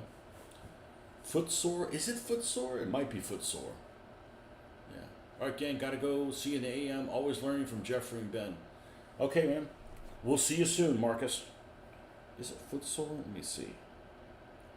I know immediately. Their website's beautiful. Well, the guys that do the Renaissance stuff is incredible. What's the name of the something steel? Footsore Miniatures. Let's see. Nope, I've actually never been to Footsore Miniatures. Nope. But there's some incredible stuff in 28mm. Gripping Beast. Gripping Beast is incredible. I love their website. I've gone on there like, how did you guys paint them? Like, oh man, this is Gripping Beast. It's Dark Ages, Barbarian, Dark Ages, same thing.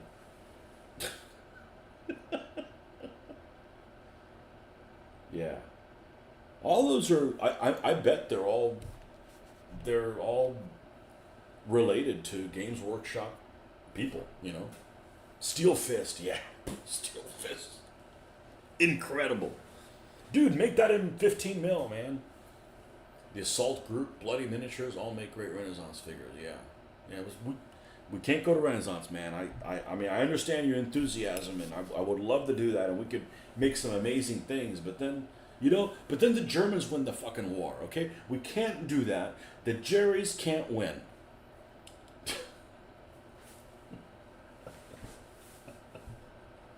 The world becomes even a shittier place than it is now if the Jerrys win.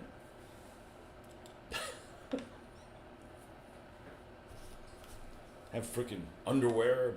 You really want to wear boxers that have crooked spiders on them? Come on, man. I'll be right back.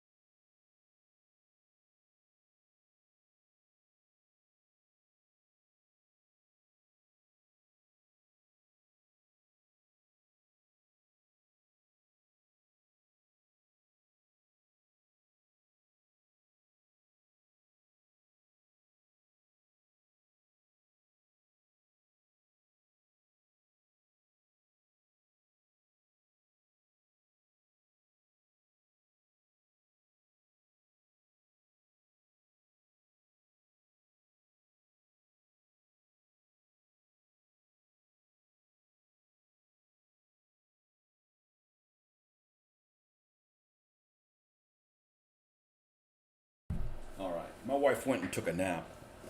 And I'm like, man, it's dark. I better wake her up, or she's gonna wake up at like 8 o'clock and be like upset. I'm like, she's like, oh my god, what time is it? I'm like, it's just only, it's not even 5:30.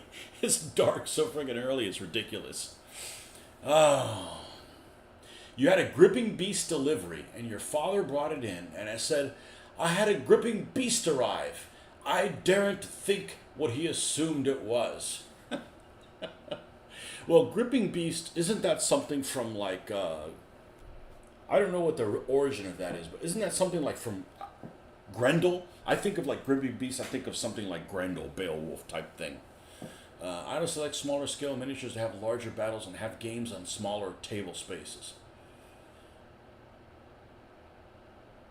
Yeah, if I did 15s, I'd base them on pennies too, and there'd just be more meat around them, you know.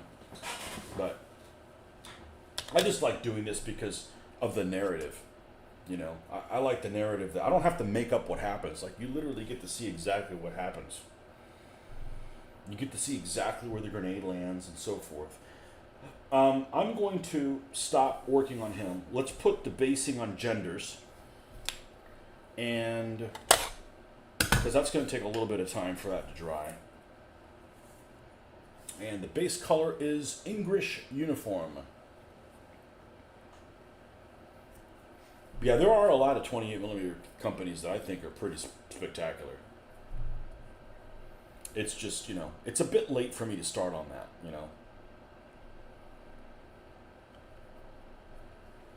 And I can't imagine how long I would spend painting one of those figures. Too long. You know, I don't. 12 hours. I can't spend that kind of stuff. I'm not going to live that long to have enough figures to be able to. You know, and I'm not going to be like, hey, let's paint a bigger scale with more detail and do more shortcuts. Like, you know, I'm not going to like dip figures. Like, if I'm doing this with these figures, I go to a bigger figure, I'm less likely to dip them. You have collections from 2mm to 28 allows for lots of different styles of game. What's your least favorite scale of all the scales you have? You have to pick one. Between 2mm and 28. What is your least favorite scale? I'm not offended if you say 20. I'm not, you know, the Lord Protector of 20mm. The Lord Protector. Yeah, that sounds a little too.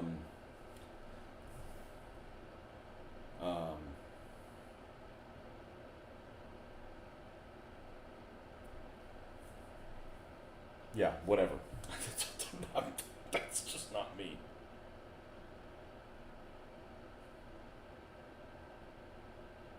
Yeah, when I got involved in 20mm, there was only, if I wanted to do World War II figures, there was only Micro Armor, which I had done already, old school 25s, which nobody had and weren't inspirational looking. That's it. And 20s. That's it. There was 15mm, had just gotten started with Old Glory and so forth.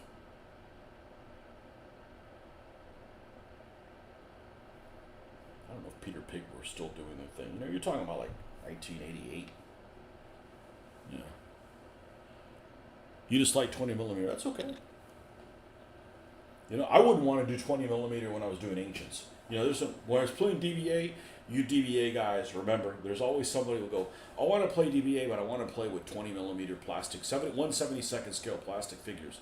I'm looking at like, I don't want to do that. I don't want to paint those guys. You know? Got to be that guy and say I'm not a fan of 20mm or 28. It's okay. You're allowed to have an opinion. 28mm, not a great painter, so it's a chore for me to put forces together. Yeah.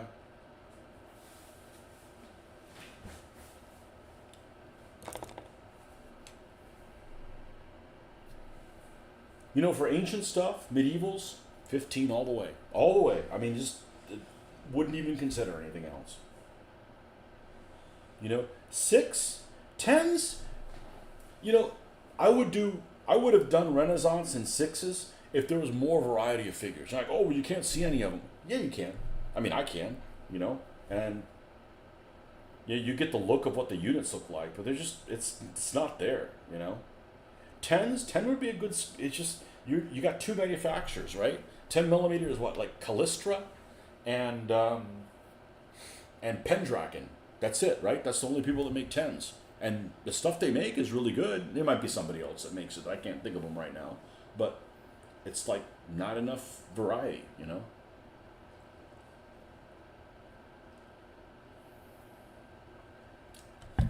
Yeah, the only thing I hate about Micro Armor is that the infantry just, they don't have the, I'm not motivated to use them. They don't have the, they don't look important enough.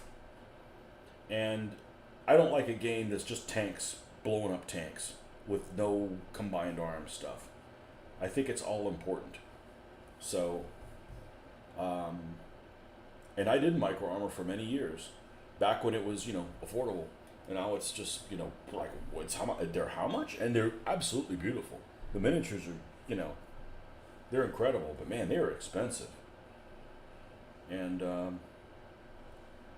you know, I've done those operational style 1-to-5 scale games before, and you know, that's my second favorite scale. If I can't do 1-to-1, I want to do 1-to-5 because I look at 3 tanks and go, yeah, it's a company.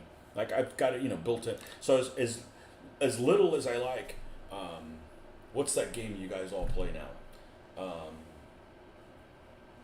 Rapid Fire. As little as I like Rapid Fire, it's a right scale, and the books are beautiful. I mean, the books are incredible, you know. So,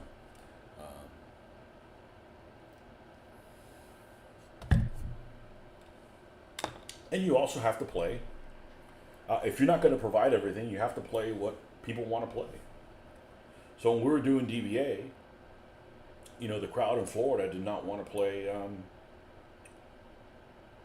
Triumph, which I didn't really want to play it either. But if they wanted to play Triumph and we didn't, we'd be like, okay, well, if we want players, we got to play Triumph. But that wasn't the case. So, you kind of have to do what people want to do. But that was kind of a new concept to me, playing stuff in tournaments, because I'm not a tournament player. I mean, it wasn't. I was just like, I just want to play with my stuff, because if you don't play with your own stuff, then what's the point in even having stuff? And there's people that are perfectly happy just showing up to a game and playing with other people's things. But if you're a creator, then, you need to find a purpose to what your creations are going to do for you. Your start war game was 20mm Airfix, so it tends to be my go-to scale. I started using 15mm for WRG, then DBA in the late 80s. Extensive use of modern World War II 1/300 from scale 1970 onward. Okay, so why did these troublemakers here in the United States, if there was already 1/300 scale, why did they decide we're going to make 1/285th? Because 1/285th actually sounds really stupid. Okay, it is some make-believe number. Luckily it's not 1/283rd. That would be even sillier. But it's like, why did they decide that scale? 1/2400 actually is something. At least it's some kind of a number. But 285th, that's just like pulling things out of nowhere. That's like Lindbergh making 1/43rd scale vehicles. Like, that's just a dumb number. Like, why did they decide to, like, GHQ was going to make 1/285th scale stuff? When you played Crossfire for the first time way back in '96, it was 25mm white metal miniatures. You never could remember what company they were from. Well, the last people that I was aware of that made actually World War II 25mm figures was, and I can't remember, it was called Berlin or Bust or something like that. And they were actually decent looking figures. And I want to say they were made about the same time that Battleground rule set came out from Easy 8's Battleground miniatures.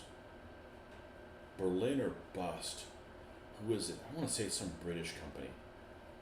So they're slightly smaller than 28mm, but the figures actually look pretty good.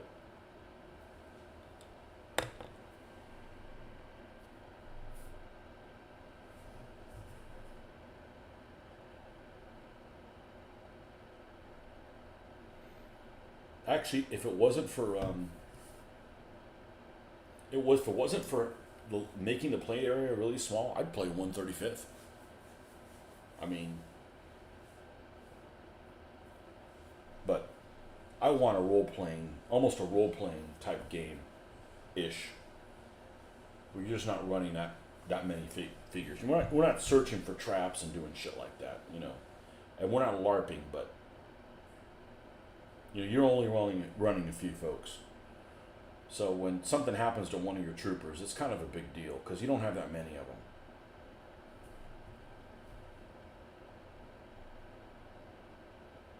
But again, it might not be everybody's cup of tea. As a matter of fact, I admit it's probably not most people's cup of tea, but I've played a lot of World War II stuff, and the other stuff just kind of leaves me empty.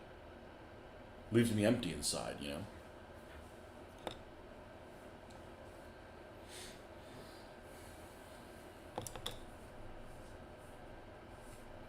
said late uncle. I don't know what it's like to have a family member that's into wargaming. I have no idea what that's like. That's like an alien feeling.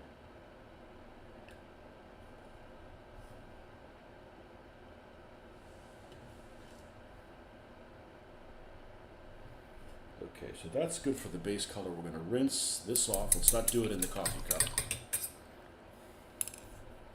And then we're going to grab this and we'll use this as the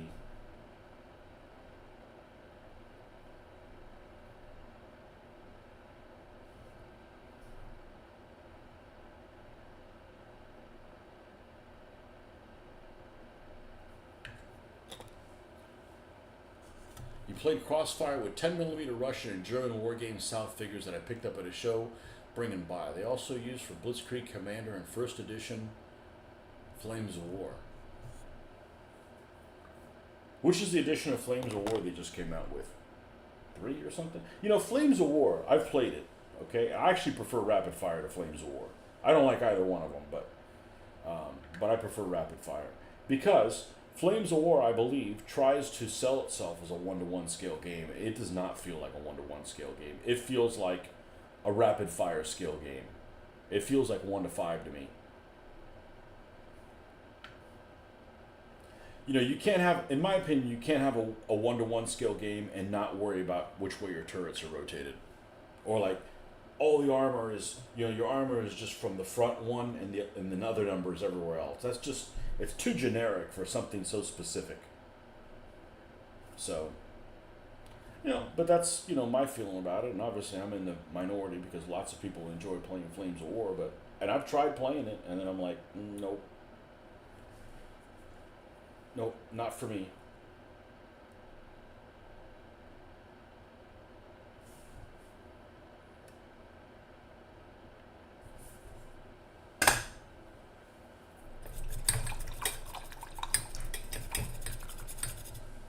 This thing's marvelous.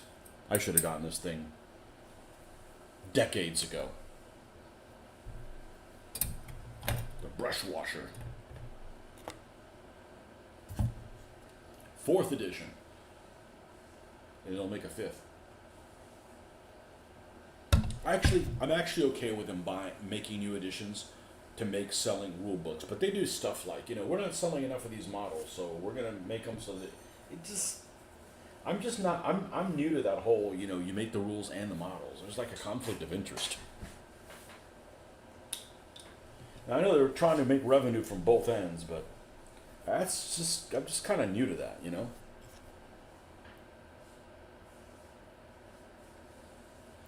Fourth edition feels a bit oversimplified and watered down. Yeah, I don't want to play a game where I'm not learning anything about the period. That's a big part of me. Is, you know, I want to know. I want to learn more about the period that I'm playing. And it's probably the exception, but you know, that's what I like.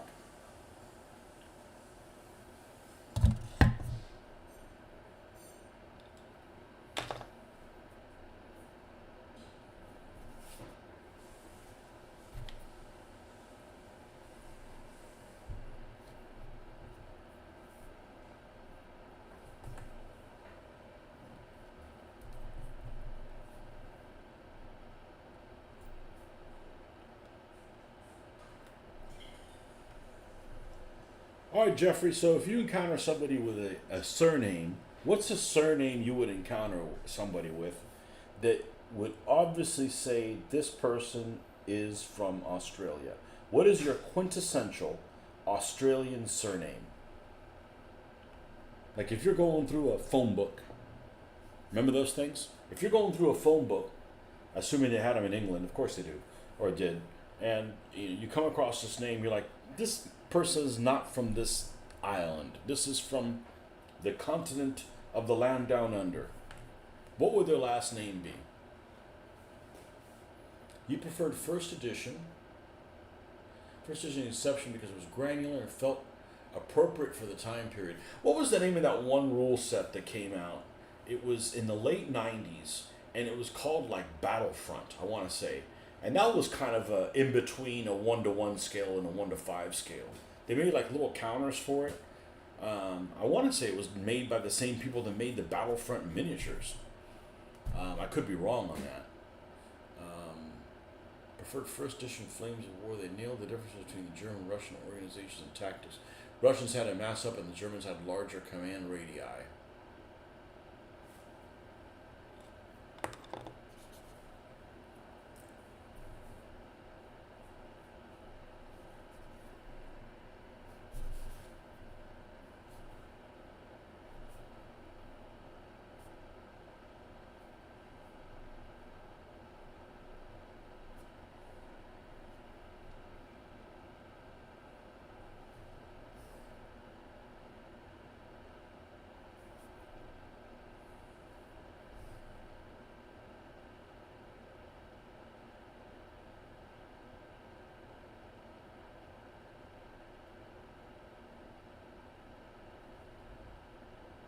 God, this face is incredible.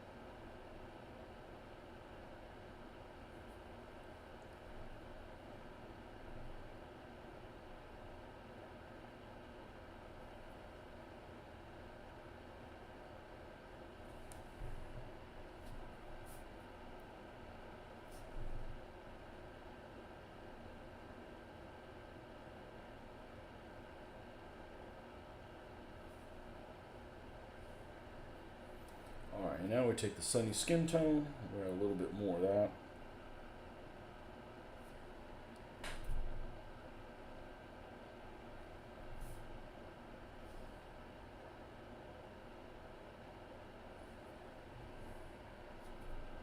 Need a little bit more sunny skin tone so it can pop a little bit more. No Australian surnames? Well, I just went through the list of the Australian War Museum. And there's a part in there that talks about like diary entries. And I went through some of them and I picked some names. I figured somebody at some point had that last name. So, you know.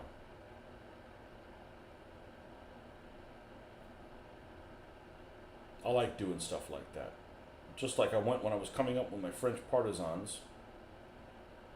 You could look at, you know, most common first names for, you know, certain period. So I figured these people were about 20 years old. So in the 1920s, what were the most common first names in France? You know, you could find those databases. You know, you're learning something. You know, that's just kind of the equivalent of me like painting a medieval army and like looking up the heraldry of some of the players in it. It's kind of like the same type of mentality there between that.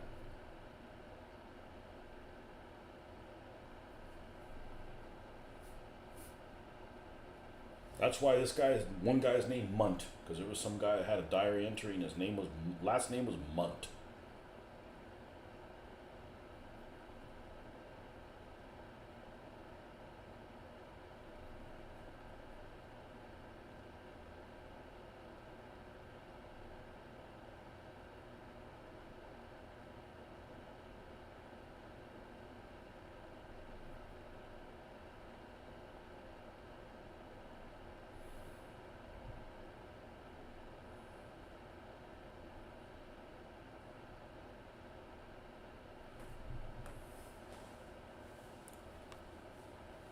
Battlefront was the guys that did Fire and Fury and Age of Eagles. Battlefront were the company that did the range of 15mm vehicles that went with the game. And was the name of the game called Battlefront? You know which one I'm talking about, right? They have like little counters and stuff. I played it one time around 2003. I want to say 2003.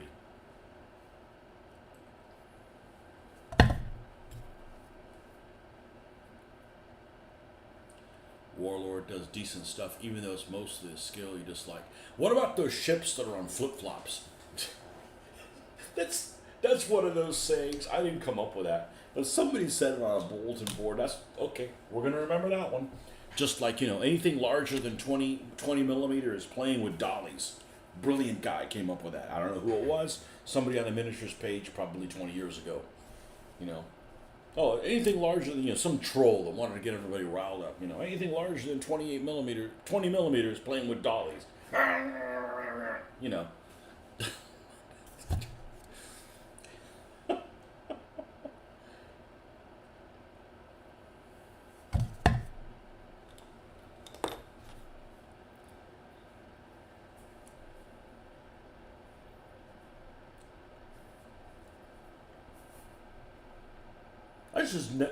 I just never understood why be nastier on the internet than you are in person. Well, maybe they're not. Maybe that's just it. They're even nastier in person.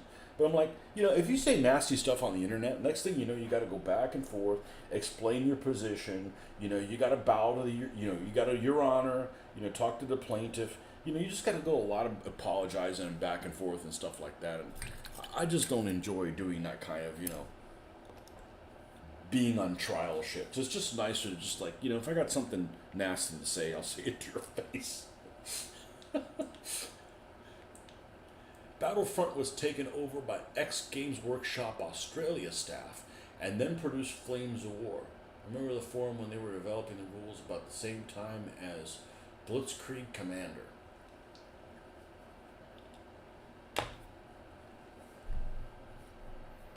Yeah, that flip-flop game. What is that? What's that game? Their naval game. Not Cruel Seas. Cruel Seas looks like it actually could be some fun, but the other one. I'm too much of a rivet head to play that kind of stuff. But hey, if it gets people into playing historical stuff, so be it.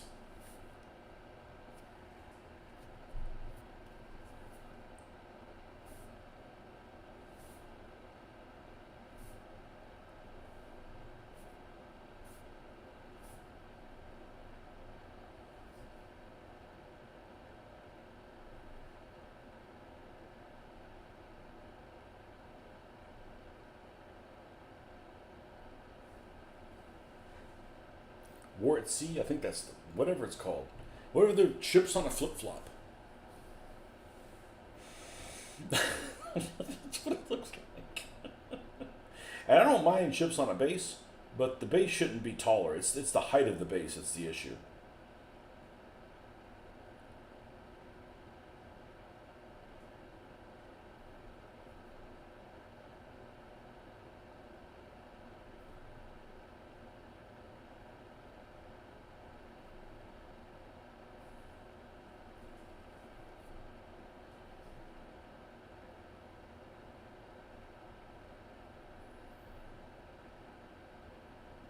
And there's so many of these schemes, they come up with something really clever, and you're like, oh man, this is going to be great.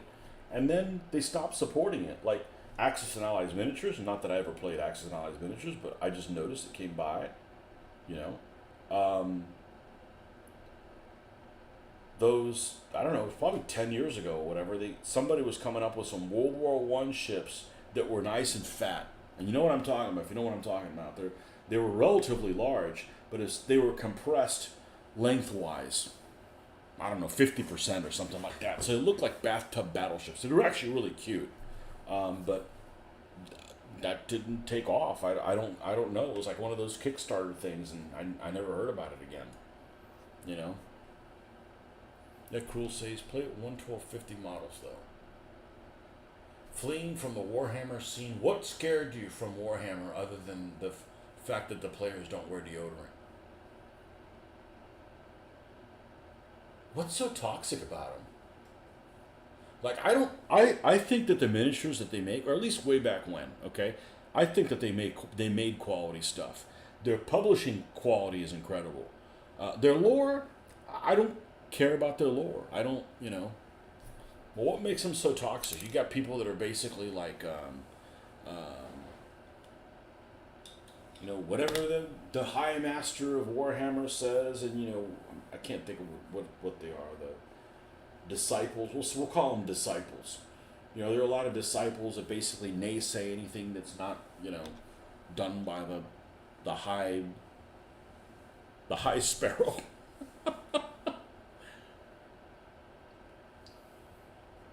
Games Workshop shitty business model is probably the main reason, and the fans don't help either. Yeah. Well, I've said this before. I don't know if you've heard me say this, but there's 3 Games Workshop games I wanted to play. In the late 90s. I saw them on White Dwarf. White Dwarf magazine is I don't know how it is now, but back then it's beautiful. It was absolutely beautiful. There was nothing like that before. And they did an incredible job. I'm going to say did, because I don't know what they're doing these days. But they did an incredible job of showcasing the stuff they make in a very pleasing format. Okay? So there was 3 games that they, in the late 90s, in the early 90s, I'm thinking it was the early '90s. They were pushing on there. Dark Future, Man of War, and Epic. Um, and the stuff that they had in White Dwarf of those three things was just absolutely beautiful. They had some incredible painters, especially back then when, you know, you didn't have access. There was no internet, and you couldn't see like, man, there's these other people that paint really well, but we don't know about them because they're not featured in this wonderful magazine, right? Like, just like on YouTube, right? There's wonderful musicians on YouTube that aren't signed into anybody. They kind of do it on their own, and they're as good as some professional stuff, but you don't know about them because, you know, they don't have this venue that they can, you know, be known from. Well, it was the same thing. Like the Games Workshop painters were incredible, but those three things, I don't know how long they spent from the time of we're going to start this game and promoting it and stopped. But it's I want to say it's less than 5 years, and you get everybody wound up to get in this game, and then all of a sudden they're like, nah, we don't want to pursue it, and they basically their stuff isn't made anymore. People that bought into it and are maybe really slow painters, just never were able to do anything with the money they spent. You just basically like, you know, you get all wound, they get you wound up to go on this thing, and then they're the ones that back out of it, and it's just like, regardless of any other business model, that's just one that doesn't appeal to me, you know. So, and I'm sure they have their reasons why they do it, but I just paint too slow, and you don't get to decide that, you know, I'm going to throw all this stuff away. Mordheim, I never got into Mordheim. Everybody has that I've ever heard talk about Mordheim always has pleasant things to say about it. You know, and I don't doubt it, but like you don't support the games that people really like. You know, so they gear the game towards competition versus narrative and casual play, which not only makes the game feel bland, it enforces bad habits like codex breaks and other shenanigans. Never managed to finish a game of Warhammer or 40k Army between editions. We still dabble in 40k, 6th and ninth, but purely amongst friends. Kill Team is our current campaign till next Wednesday anyway. Yeah.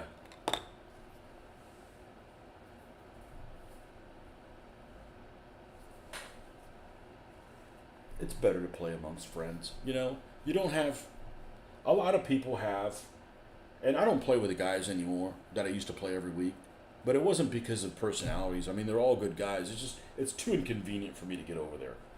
Um, you know, but it's got nothing to do with that. But I mean, there's a lot of people that, like, I wouldn't be able to tolerate somebody who's, you know, a manipulator and a cheater. I'm just like, and there's a lot of people, I guess, that are that way. I just wouldn't be able to tolerate that. I wouldn't be able to tolerate playing with somebody who has, like, you know, BO issues. Like, dude, grow up, take a fucking shower. Like, you need a shower every fucking day. You're a human. Oh, I'm too busy gaming. You have to take a shower every fucking day. Put on deodorant, change your clothes, be a human. You know? You love Mordheim. I just can't find people to play it. See, there it is again. Mordheim's great.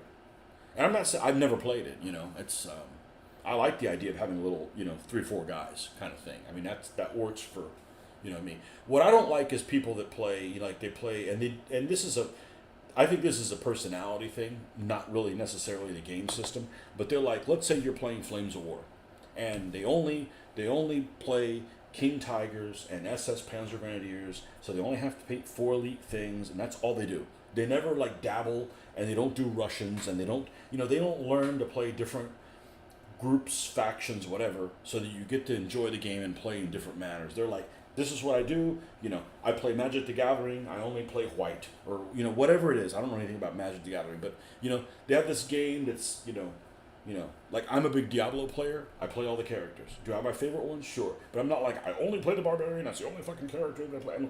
You know, you're limiting yourself. You're kind of, you know, you're putting yourself in a little box. You know. You had an undead Mordheim force. I used it twice. Mordheim has spawned lots of imitators. Everyone I've heard says something nice about it. You know? Oh. There must be something really unique about it. The size of the game, the way it goes from the interaction between one person's turn to the next person's turn. I think that's a huge part of a game for me to enjoy it, is that what are you doing while it's not your turn? And how long does it take for you to give your turn again? If the space between when it comes back to you is really long, you just kind of you become apathetic, and then it's like, the best example I can think of is what's that game I'll never play again in my life? Rise and Decline in the Third Reich by Avalon Hill. I'm never playing that. I'd rather go to work unpaid than play that.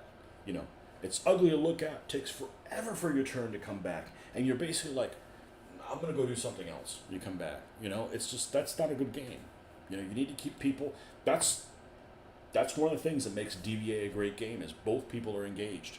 When it's time to fight, both people are rolling die rolls. It's not like, all right, give me the best you can.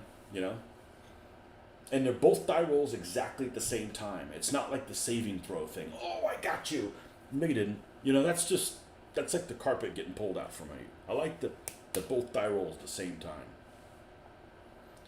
Main dwarves for obvious reasons. 5'5" game. They are not 5'5" tall. That is wishful thinking.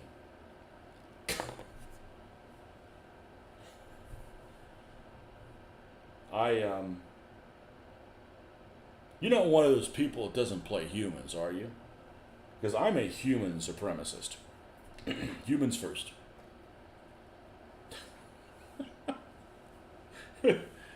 We're right back.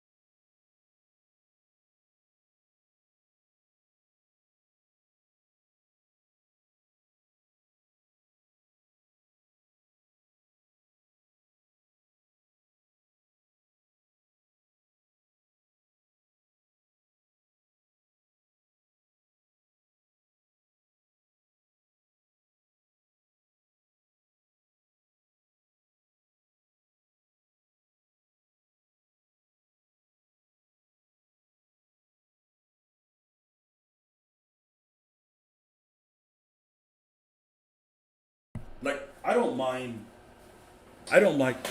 fantasy. I prefer fantasy to science fiction if I had to pick. I've said this many times before because sometimes there's something in science fiction that doesn't jive. Like maybe you like the whole storyline, but they throw in like space time travel. Maybe you don't like that, and maybe that's an important part of it. Or like for me, for BattleTech's cool, but like these vehicles are extremely inaccurate. The fact that they can only fire really short distances, you know. Um, so I prefer fantasy, unless the magic is way too powerful. But I don't really like environments that are too like kumbaya-ish. You just like being a short, angry person. Um, yeah, I've only played Hero Quest one time, and it was some done by this local player who did. This was 10 years, 15 years ago, whatever. He did all the terrain in 3D. So it was actual physical terrain with the characters and everything. It looked really nice. And you had to roll, or he handed players to you who you were. So I didn't get to play a human. I got to play a dwarf. First time in my entire life I ever played a dwarf. I had a fucking blast at everybody in stitches because everything that happened all had to do because I was drunk. I needed to use a step stool to like do anything, and I was really well endowed, and I was intoxicated the whole time. Well, I was not, but the character was, and it was a lot of fun. Um, just talking about that, and of course in the ridiculous Scottish accent. Um, had a lot of fun playing that. That was the only time I've ever played a dwarf. Um, but but you take an environment like Baldur's Gate, which I have the Baldur's Gate on the Xbox. And it's a shit show of everybody getting kumbaya and like, well, these guys are like part demon and 1/8/16 part tree ant and half elf and a quarter half orc mongoloid. I mean, I'm like, what the? I mean, it's I ain't getting into all that stuff, Hero Quest, so many memories, so many good times with that game. Yeah, I've only played it one time. Not because I was against it. I loved it. I'd play it again.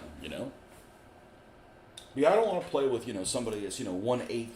And it started early, even when I was a kid, when I was like 14 years old, 13, 14 years old, and we played D&D.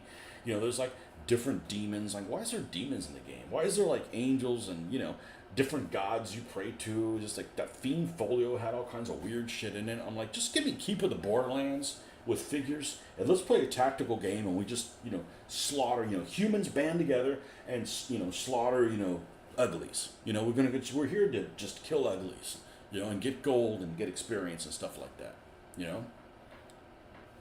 if we encounter somebody that doesn't look like humans, we fucking kill them too, That's what made humanity great. And if we run out of other creatures that don't look like us, then we start like fighting amongst each other. I'm like, I don't like you because you got big ears. Yeah, you got a big nose. Fight,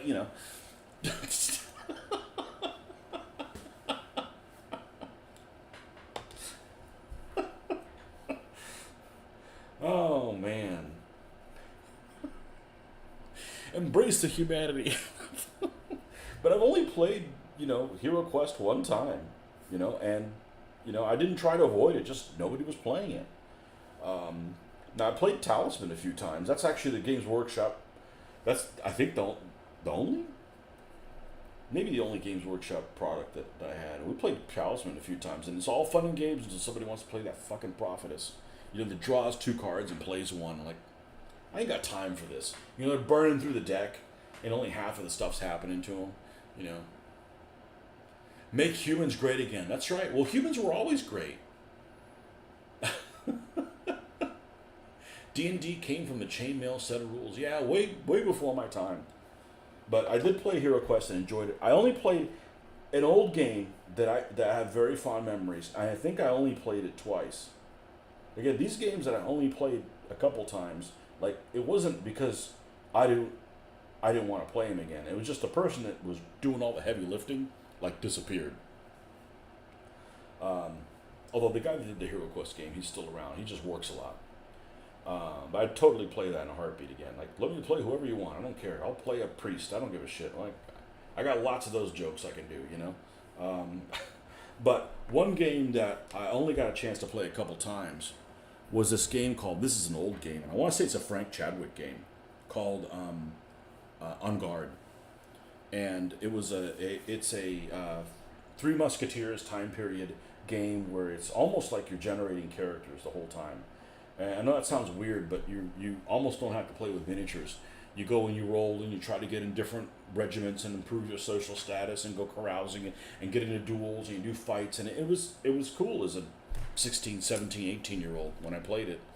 And but this guy that ran it, he had all the miniatures for it. So when you had a duel, you'd put the miniatures out and you'd move them on a tabletop, and it was immersive, and it was a lot of fun. It's an old game, like 1974 or something like that. They're not so great. Have you played current year editions of D&D? They hate humanity, apparently. I don't know. It seems like people insert their weird politics into a game for dumb reasons. Absolutely. They're trying to create a narrative in a, I don't want to live in a fucked up world, What's those things that are like, they're half Tieflings or something like that? They're like half demons. They're like fallen demons they're not evil. I'm sorry. You got horns. You look like the devil. We're fucking killing you. It's that simple. Sorry, I'm just really basic, It's got nothing to do with religion. Sorry, you look demonic. Your head looks like a goat. That keeps me up at night. You're dying, What's that thing they do in Germany where everybody dresses up like Krampus? That wouldn't happen in the U.S. We're allowed to be armed here. We all those masks would be up on pikes. Like, nope, you're not allowed to do that here. Sorry. Tieflings. That's dumb as shit. I'm sorry. That's dumb as shit. You know? And that's really what races should be. Races are humans, dwarf, elf. Not like these people are from Asia, these people are from Africa. That's not freaking races. That's different tribes, different ethnicities. You know?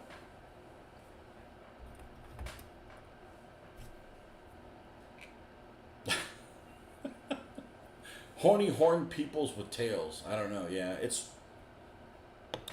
creepy. It's creepy. The game is actually like super involved, you know. So I played it a bit, but I don't really like it. Yeah, I had actually fond memories. I heard really good things about it, and then of course the problem is I probably heard it from people that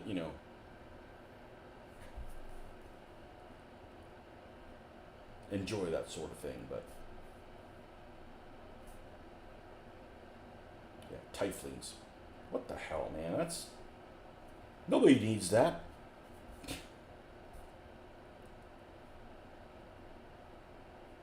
Keep on the Borderlands, man. That's the kind of stuff I like.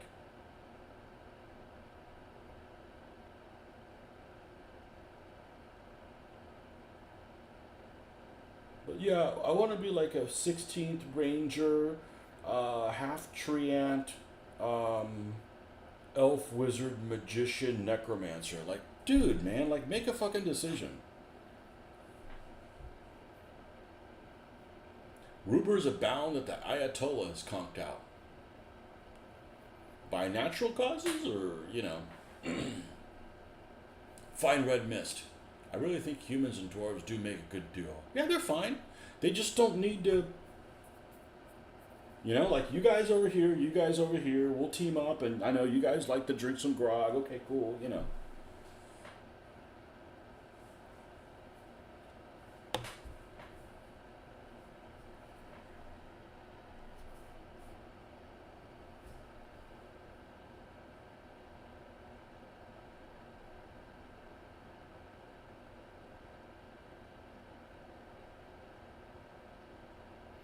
I haven't really kept up with history that part of the world. Is this guy the guy that's in now, or maybe he's not in anymore if he conked out?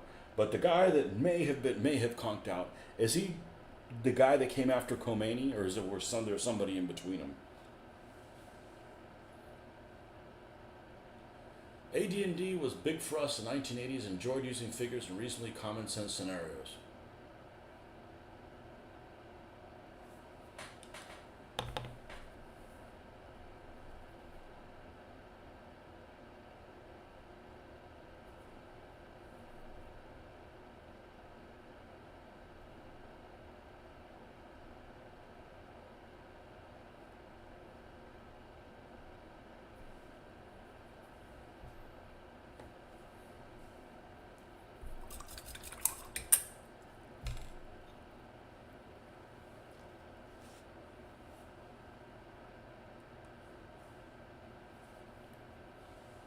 Boxing. I never watched boxing, but if there was gladiatorial combat with period equipment, don't lie, everybody be watching that. Nobody be watching football. Okay, you'd be watching, the guy with a trident against the guy. I would. Um, what's this? New message.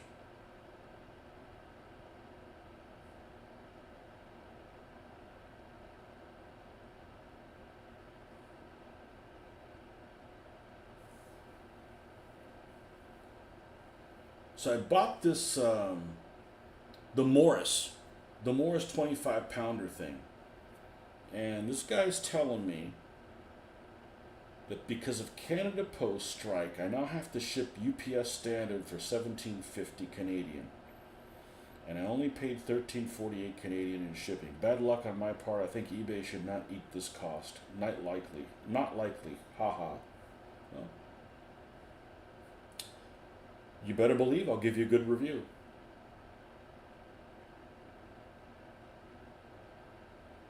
Okay.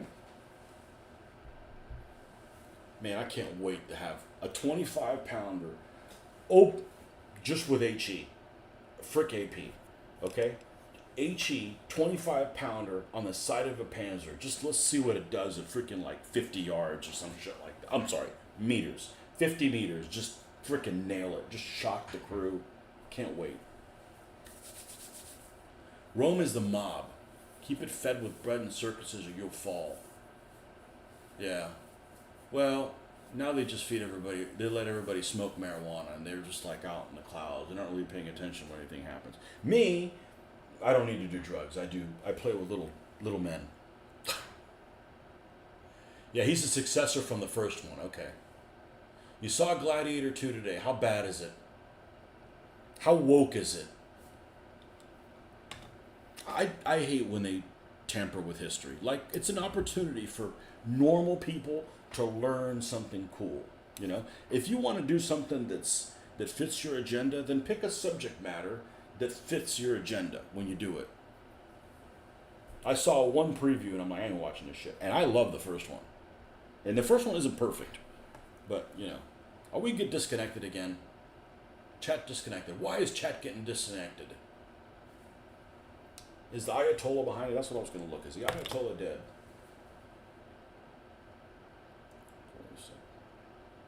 Hopefully those people get some freedom in that part of the world, man. That's just not cool. Ayatollah.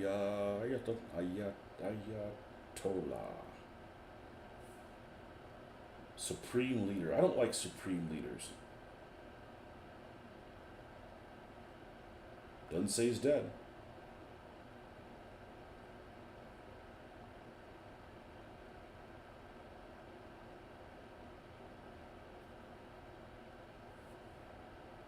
Somebody posted on another site. They posted some picture of some modern Russian warships, and it was taken down because it was glorifying the Russian Navy. And I'm like, I said this a couple weeks ago. I'm telling you, in 15 or 20 years, it's going to be illegal to have pictures of Putin up on the internet. It's going to be, you know, but you'll be able to still put pictures of Stalin.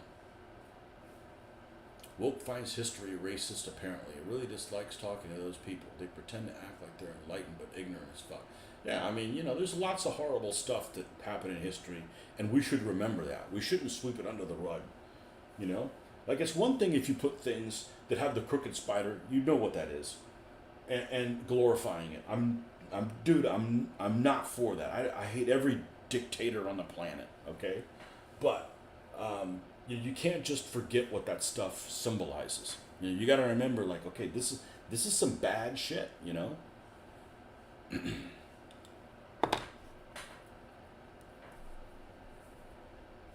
But I don't put crooked spider stuff on here because then I got problems with my feed and stuff. Or, you know, in the desert, it's the crooked coconuts. My mom still thinks he is called Putnik. Putnik. Well, if he's an astronaut, yeah. Oh, he's an I don't know if he's the Chernobyl part. He'd actually be okay if he wasn't so short.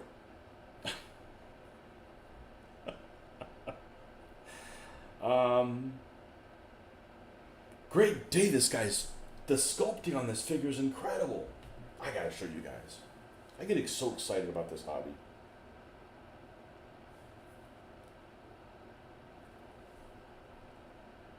But I am a terrible picture taker.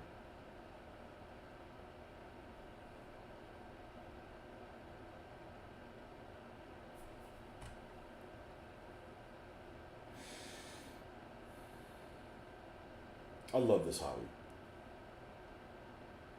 In case you couldn't tell.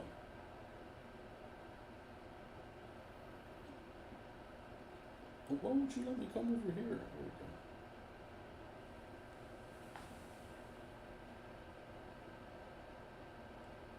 That's an incredible sculptor. I'm just doing paint by numbers. And it looks better in person in that photo because the colors get washed out.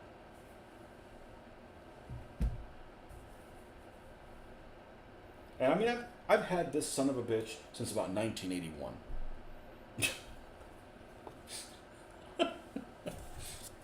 Apart from riding a rhino and sharks in the water in the Colosseum, the biggest no-no was the 95th Rifles helping to defend the walls of Numidia in 200 AD.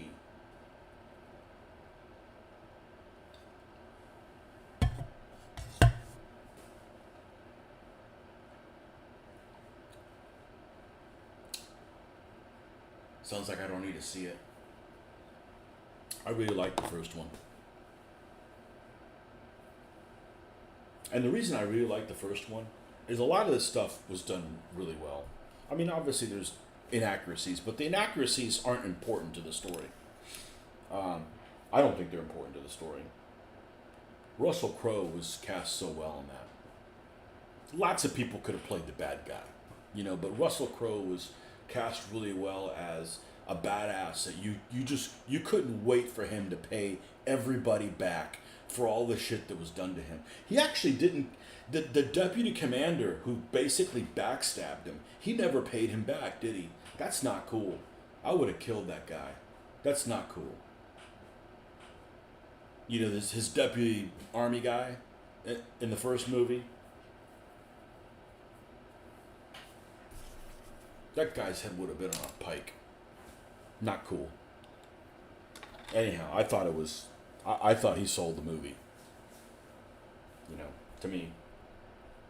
It also, I'm not going to lie to you, it was also kind of, helpful that he was called the Spaniard. I'm just saying, you know. Even though the Spanish at that time period were, barbarians.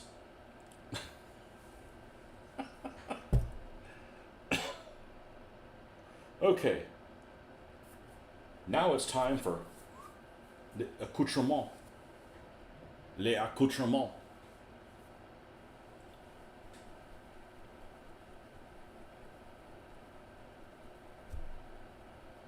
So what you're saying is it sucked.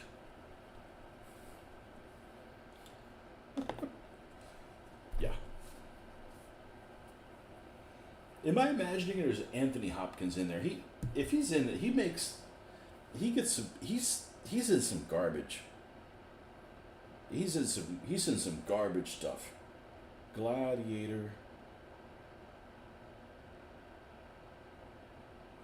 The first movie's awesome. And I think Centurion is really good too.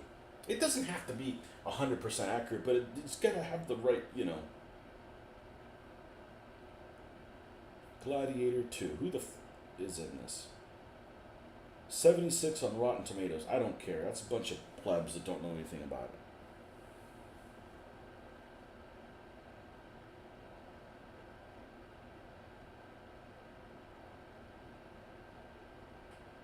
Ah, old Derek Jacobi. Yeah.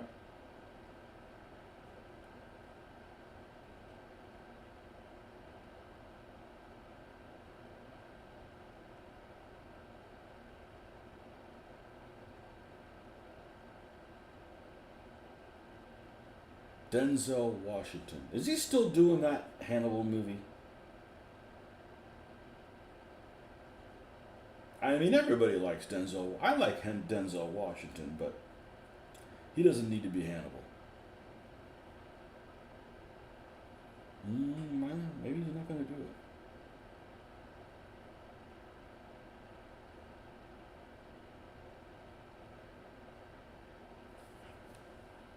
it. Yeah. Wait for it to come out for free. My daughter and I could laugh at it. The plot's very similar to the first. There are lots of risible moments, but it's still quite good. Ties up the loose ends from the first film. There was loose ends in the first film? Yeah, that second in command guy that got away with it. Put his ass on a fucking pike.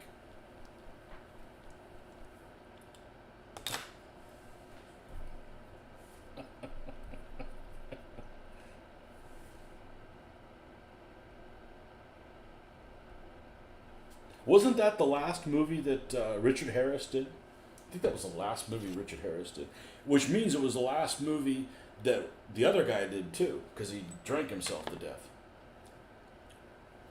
You know who I'm talking about. That guy's actually before my time. I really hadn't. Oliver Reed. I hadn't seen anything with Oliver Reed in it. I never have. So I know that, he's got this reputation. Well, I never heard about his reputation. I didn't watch any of that stuff. I'm still young, damn it. I'm not old. I don't know anything about him. At least we know who won't be in Gladiator 3.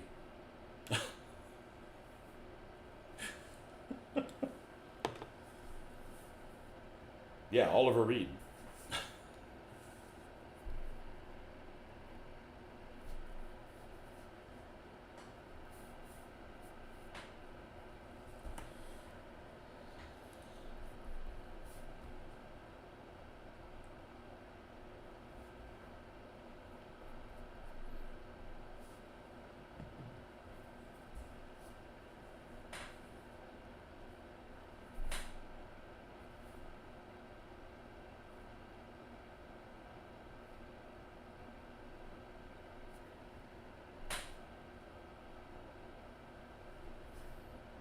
I finally got around to seeing. I didn't know this was out there because, well, not finally. I saw it probably 6 months ago, whatever.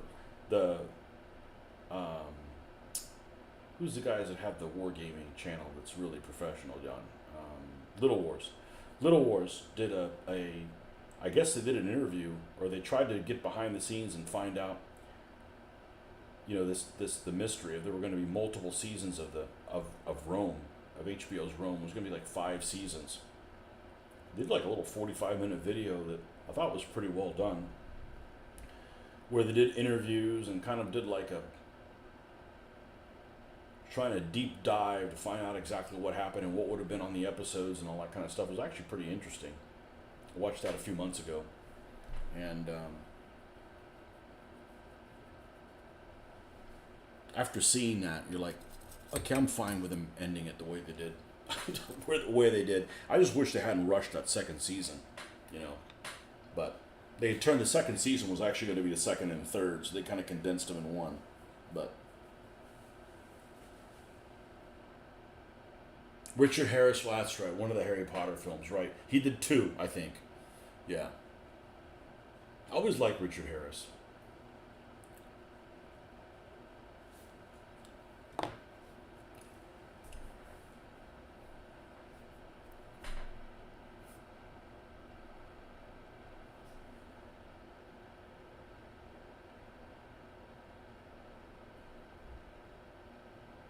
And yes, I've seen the Wild Geese. And yes, I like it. I like modern Africa themes. I think it works really well.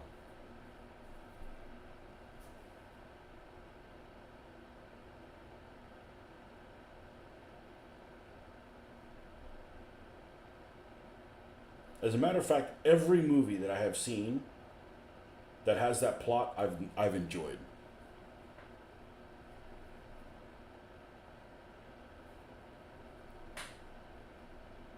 And I don't know that I've seen that many. I've seen 4 at least. Wild Geese, Blood Diamond, Dogs of War, and the Netflix one that's called Beasts of No Nation. I need to watch that one again because freaking whatchamacallit, Elba does a great job as that nasty warlord. But all those are great movies. I got disconnected and then I'm connected again. What the hell's going on? I think there was a fire at the Civitavecchia studios when Rome was being made, which curtailed the progress of the series. Yeah, and it was interesting that we were talking about how everybody was in on it. Like, they were basically like, they were like, oh, well, if you want this, you got to go through this guy. And they were playing like this, corrupt shit.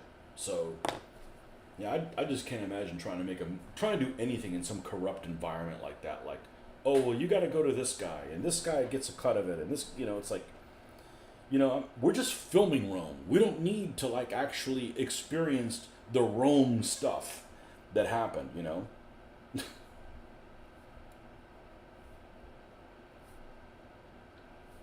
Like, we're making a movie about a world in a corrupt environment, not like the corrupt environment is also the world that we got to make the movie in.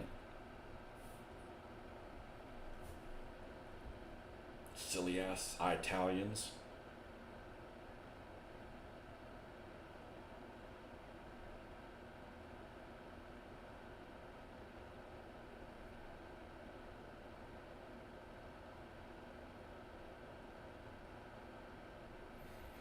It's kind of an interesting video. I enjoyed it. Back online. I don't know what the hell's going on. I promise you, I'm not doing anything. When it works great, I don't do anything either. It just happens to be working great.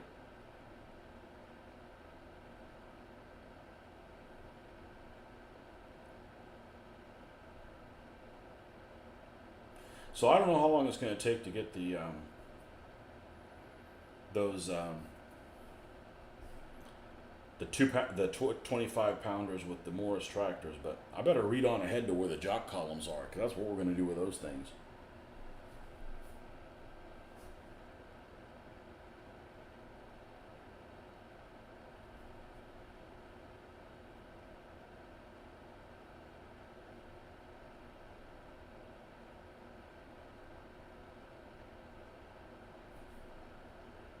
But there's some video game, and I don't know which one it was. I was mentioning it this morning. It has like these maps, some World War II video game, first-person shooter thing, whatever it was. And they use one of the maps is the airfield at Sidi Rezai with the wrecks and everything. And I'm like, I need to get a hold of that and see what. I said before, man, I'd love to freaking do something like that. You know, you're talking about smoke, you're talking about wrecks, point blank range, people on top of people, firing 25 pounders at Panzers on open sights. I can get behind all that stuff. And that battle went back and forth, and everybody's in it. Brits, South Africans, different flavors of Germans. I don't know if the Italians were there, but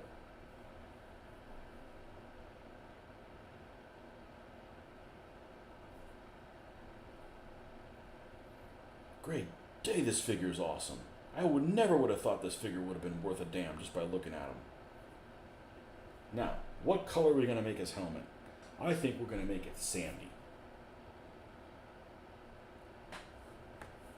Some flavor of sandy. So we're going to start with the brown violet, like they recommend, because they decided, hey, we're going to use brown violet for all the base, even though this is out of production. Little Wars cemented my return to historical wargaming, especially during COVID when games had to be played remotely via tabletop simulator. Okay, here's where you get to come in handy. I have tabletop simulator. I was talked into getting it by somebody who was going to do the DBA 3.0. And I played exactly one game of it, and it was super clunky. And I have the game. It's one of the purchases that I would consider my biggest fails because I used it one time. And I see these people post games of, well, somebody today posted games on one of the Facebook groups, screenshots of them playing I Ain't Been Shot Mum with it. And they've got figures, they have tanks, they have houses and stuff. How do you get those minis to download them to just put them on the tabletop? Because, you know, I mean, I could play Face of Battle on there, theoretically. But I don't know. I'm like ignorant, you know. I'm just a stupid painter, you know.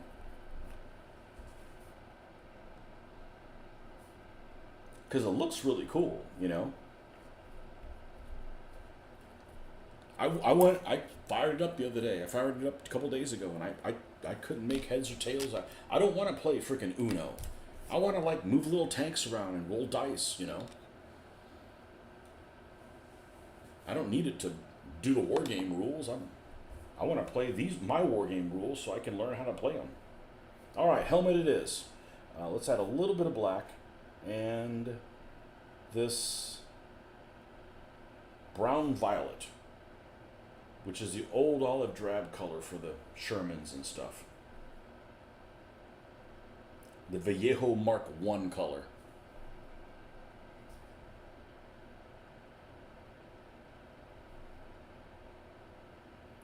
And it might be a pain in the ass to pull those things down. I'm like, well, I don't want to do it. You know, like it's just too much effort. Saw a post on Facebook with someone slicing up 132nd 8th Army and infantry support group to make different poses. Yeah, but how do you glue them? Because, I mean, I guess you could use epoxy. But this stuff is, resistance to all kinds of glues.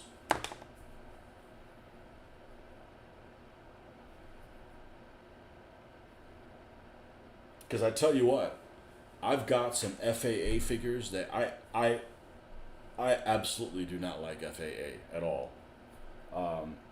And I could totally replace their heads. That's the problem I have with them, is their heads suck. Sometimes their rifles suck too, but I'm not an FAA fan.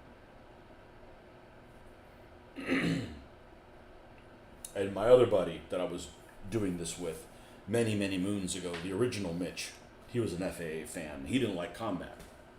So, used tabletop sim and played Age of Sigmar during lockdown. It was hard going.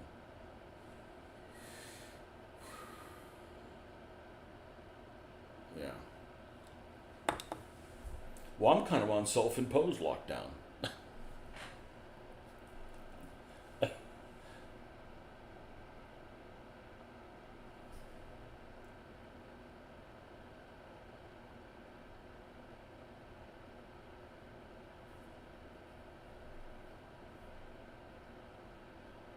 We're going to quit at 8 o'clock, by the way, so in another 20 minutes. And that should be about right, because we should get this lad done. Speaking of lad, we got to figure out what his name's going to be.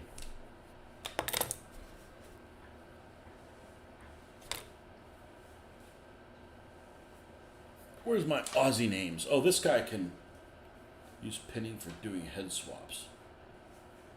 Yeah, there's definitely that involved for sure. We want a name that can go for a Brit or an Australian. One that goes both ways.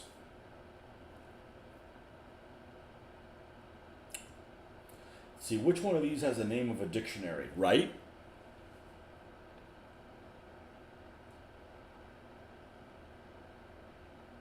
How about Harrison with 2 S's? Could that be a name in Britain in the 1940s? Harrison with 2 S's. Obviously 2 R's as well.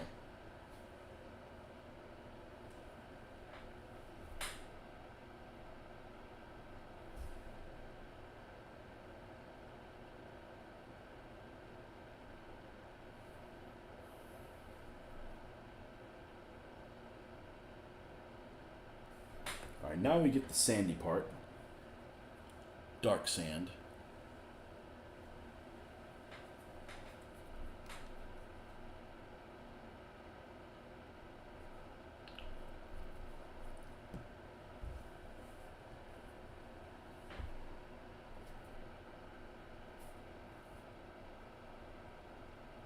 But if I'm painting 3 guys a week, which is pretty reasonable, that's not like too much, like, setting your sights too high.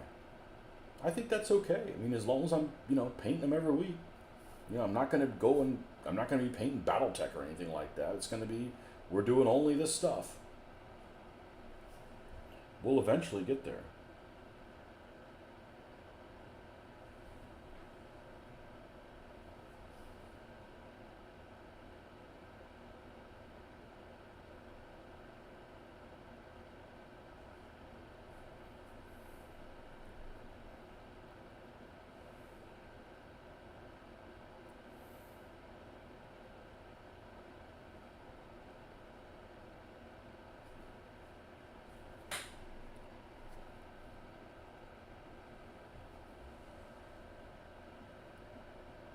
You have a name, Harvey Bennett. Well, I don't have his name made out. And I can't, make one automatically. There's nothing wrong with Harvey Bennett at all. I just don't have it made up. And I don't print these up here. So. And I don't want this guy to have a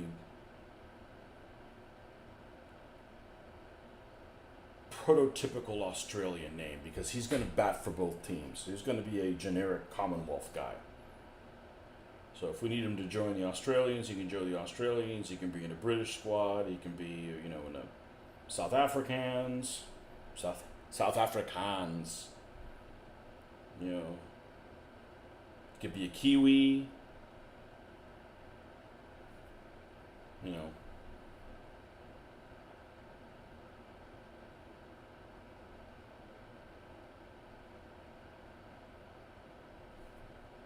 Nothing wrong with the Bennett name. Harrison would work. There was a Major Harrison. Major Harrison!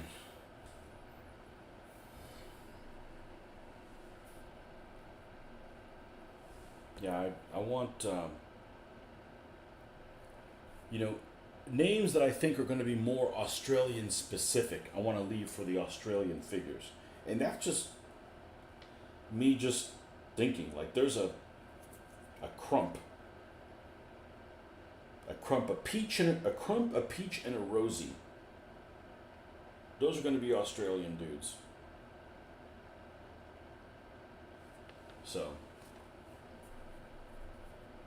I don't have any Australian last names that aren't of a Anglo background. And we're throwing the Irish in with the Anglos.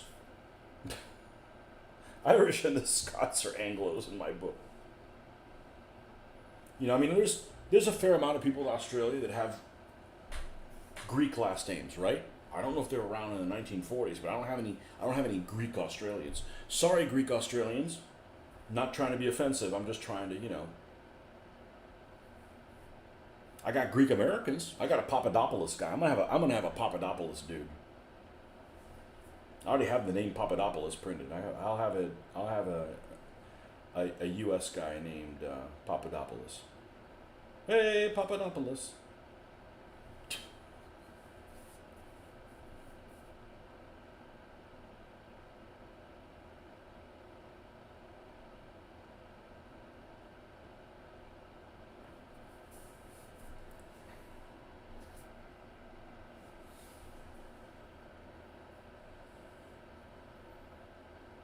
John Smith, too generic.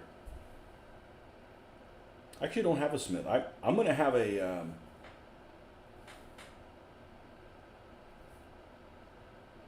only going to be one Smith in any of my armies.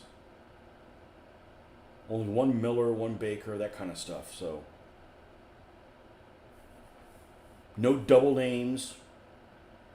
We're not going to have people that are named like U.S. destroyers of the Second World War. It's the, Johnson E. Johnston, you know, no first fucking names, you know.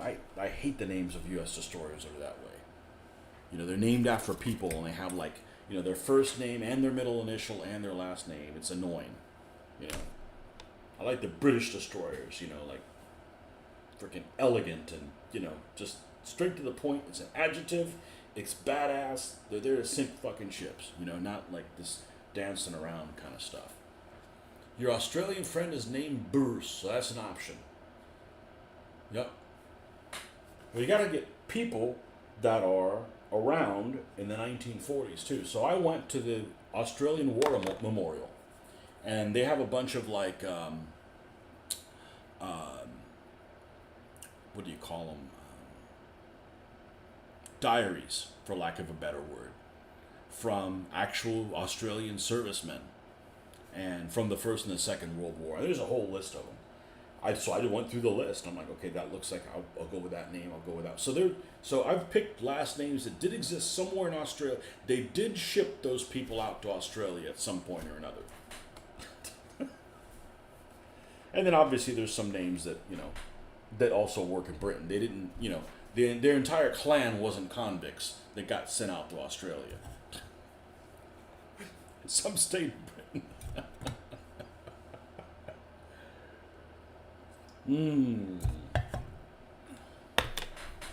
I'm just making fun of the Australians.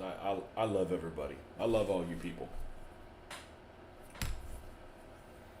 If I didn't, I wouldn't be doing Australians. I mean, that'd be pretty stupid. No lieutenant gender neutral. Well, there is a genders. There is genders. He's one of the 52. He comes from a big family. I came across that name. I'm like, oh, I gotta have a genders. Those jokes are gonna write themselves. Internet is being a turd, so I'm calling it early. Might catch you on a morning stream. Laters. Okay, man. Thanks for stopping by again. Yeah. Gender neutral hadn't been invented yet. We had to fight communists and Nazis. Once you got rid of the communists and Nazis, you get rid of those guys, you know. And then we fight amongst ourselves over all that stuff, you know. All right, I'm going to go ahead and call it a night also. So this is where we'll pick up in the morning with Lieutenant, whatever his name is. Not Lieutenant. He's just a private. Harrison, yeah. And we'll see you guys in the morning with your morning people. Thanks for stopping by. As always, I used to use names from film and TV credits for characters and NPC in my games. Sounds like a great place to use it. Absolutely. All right, folks.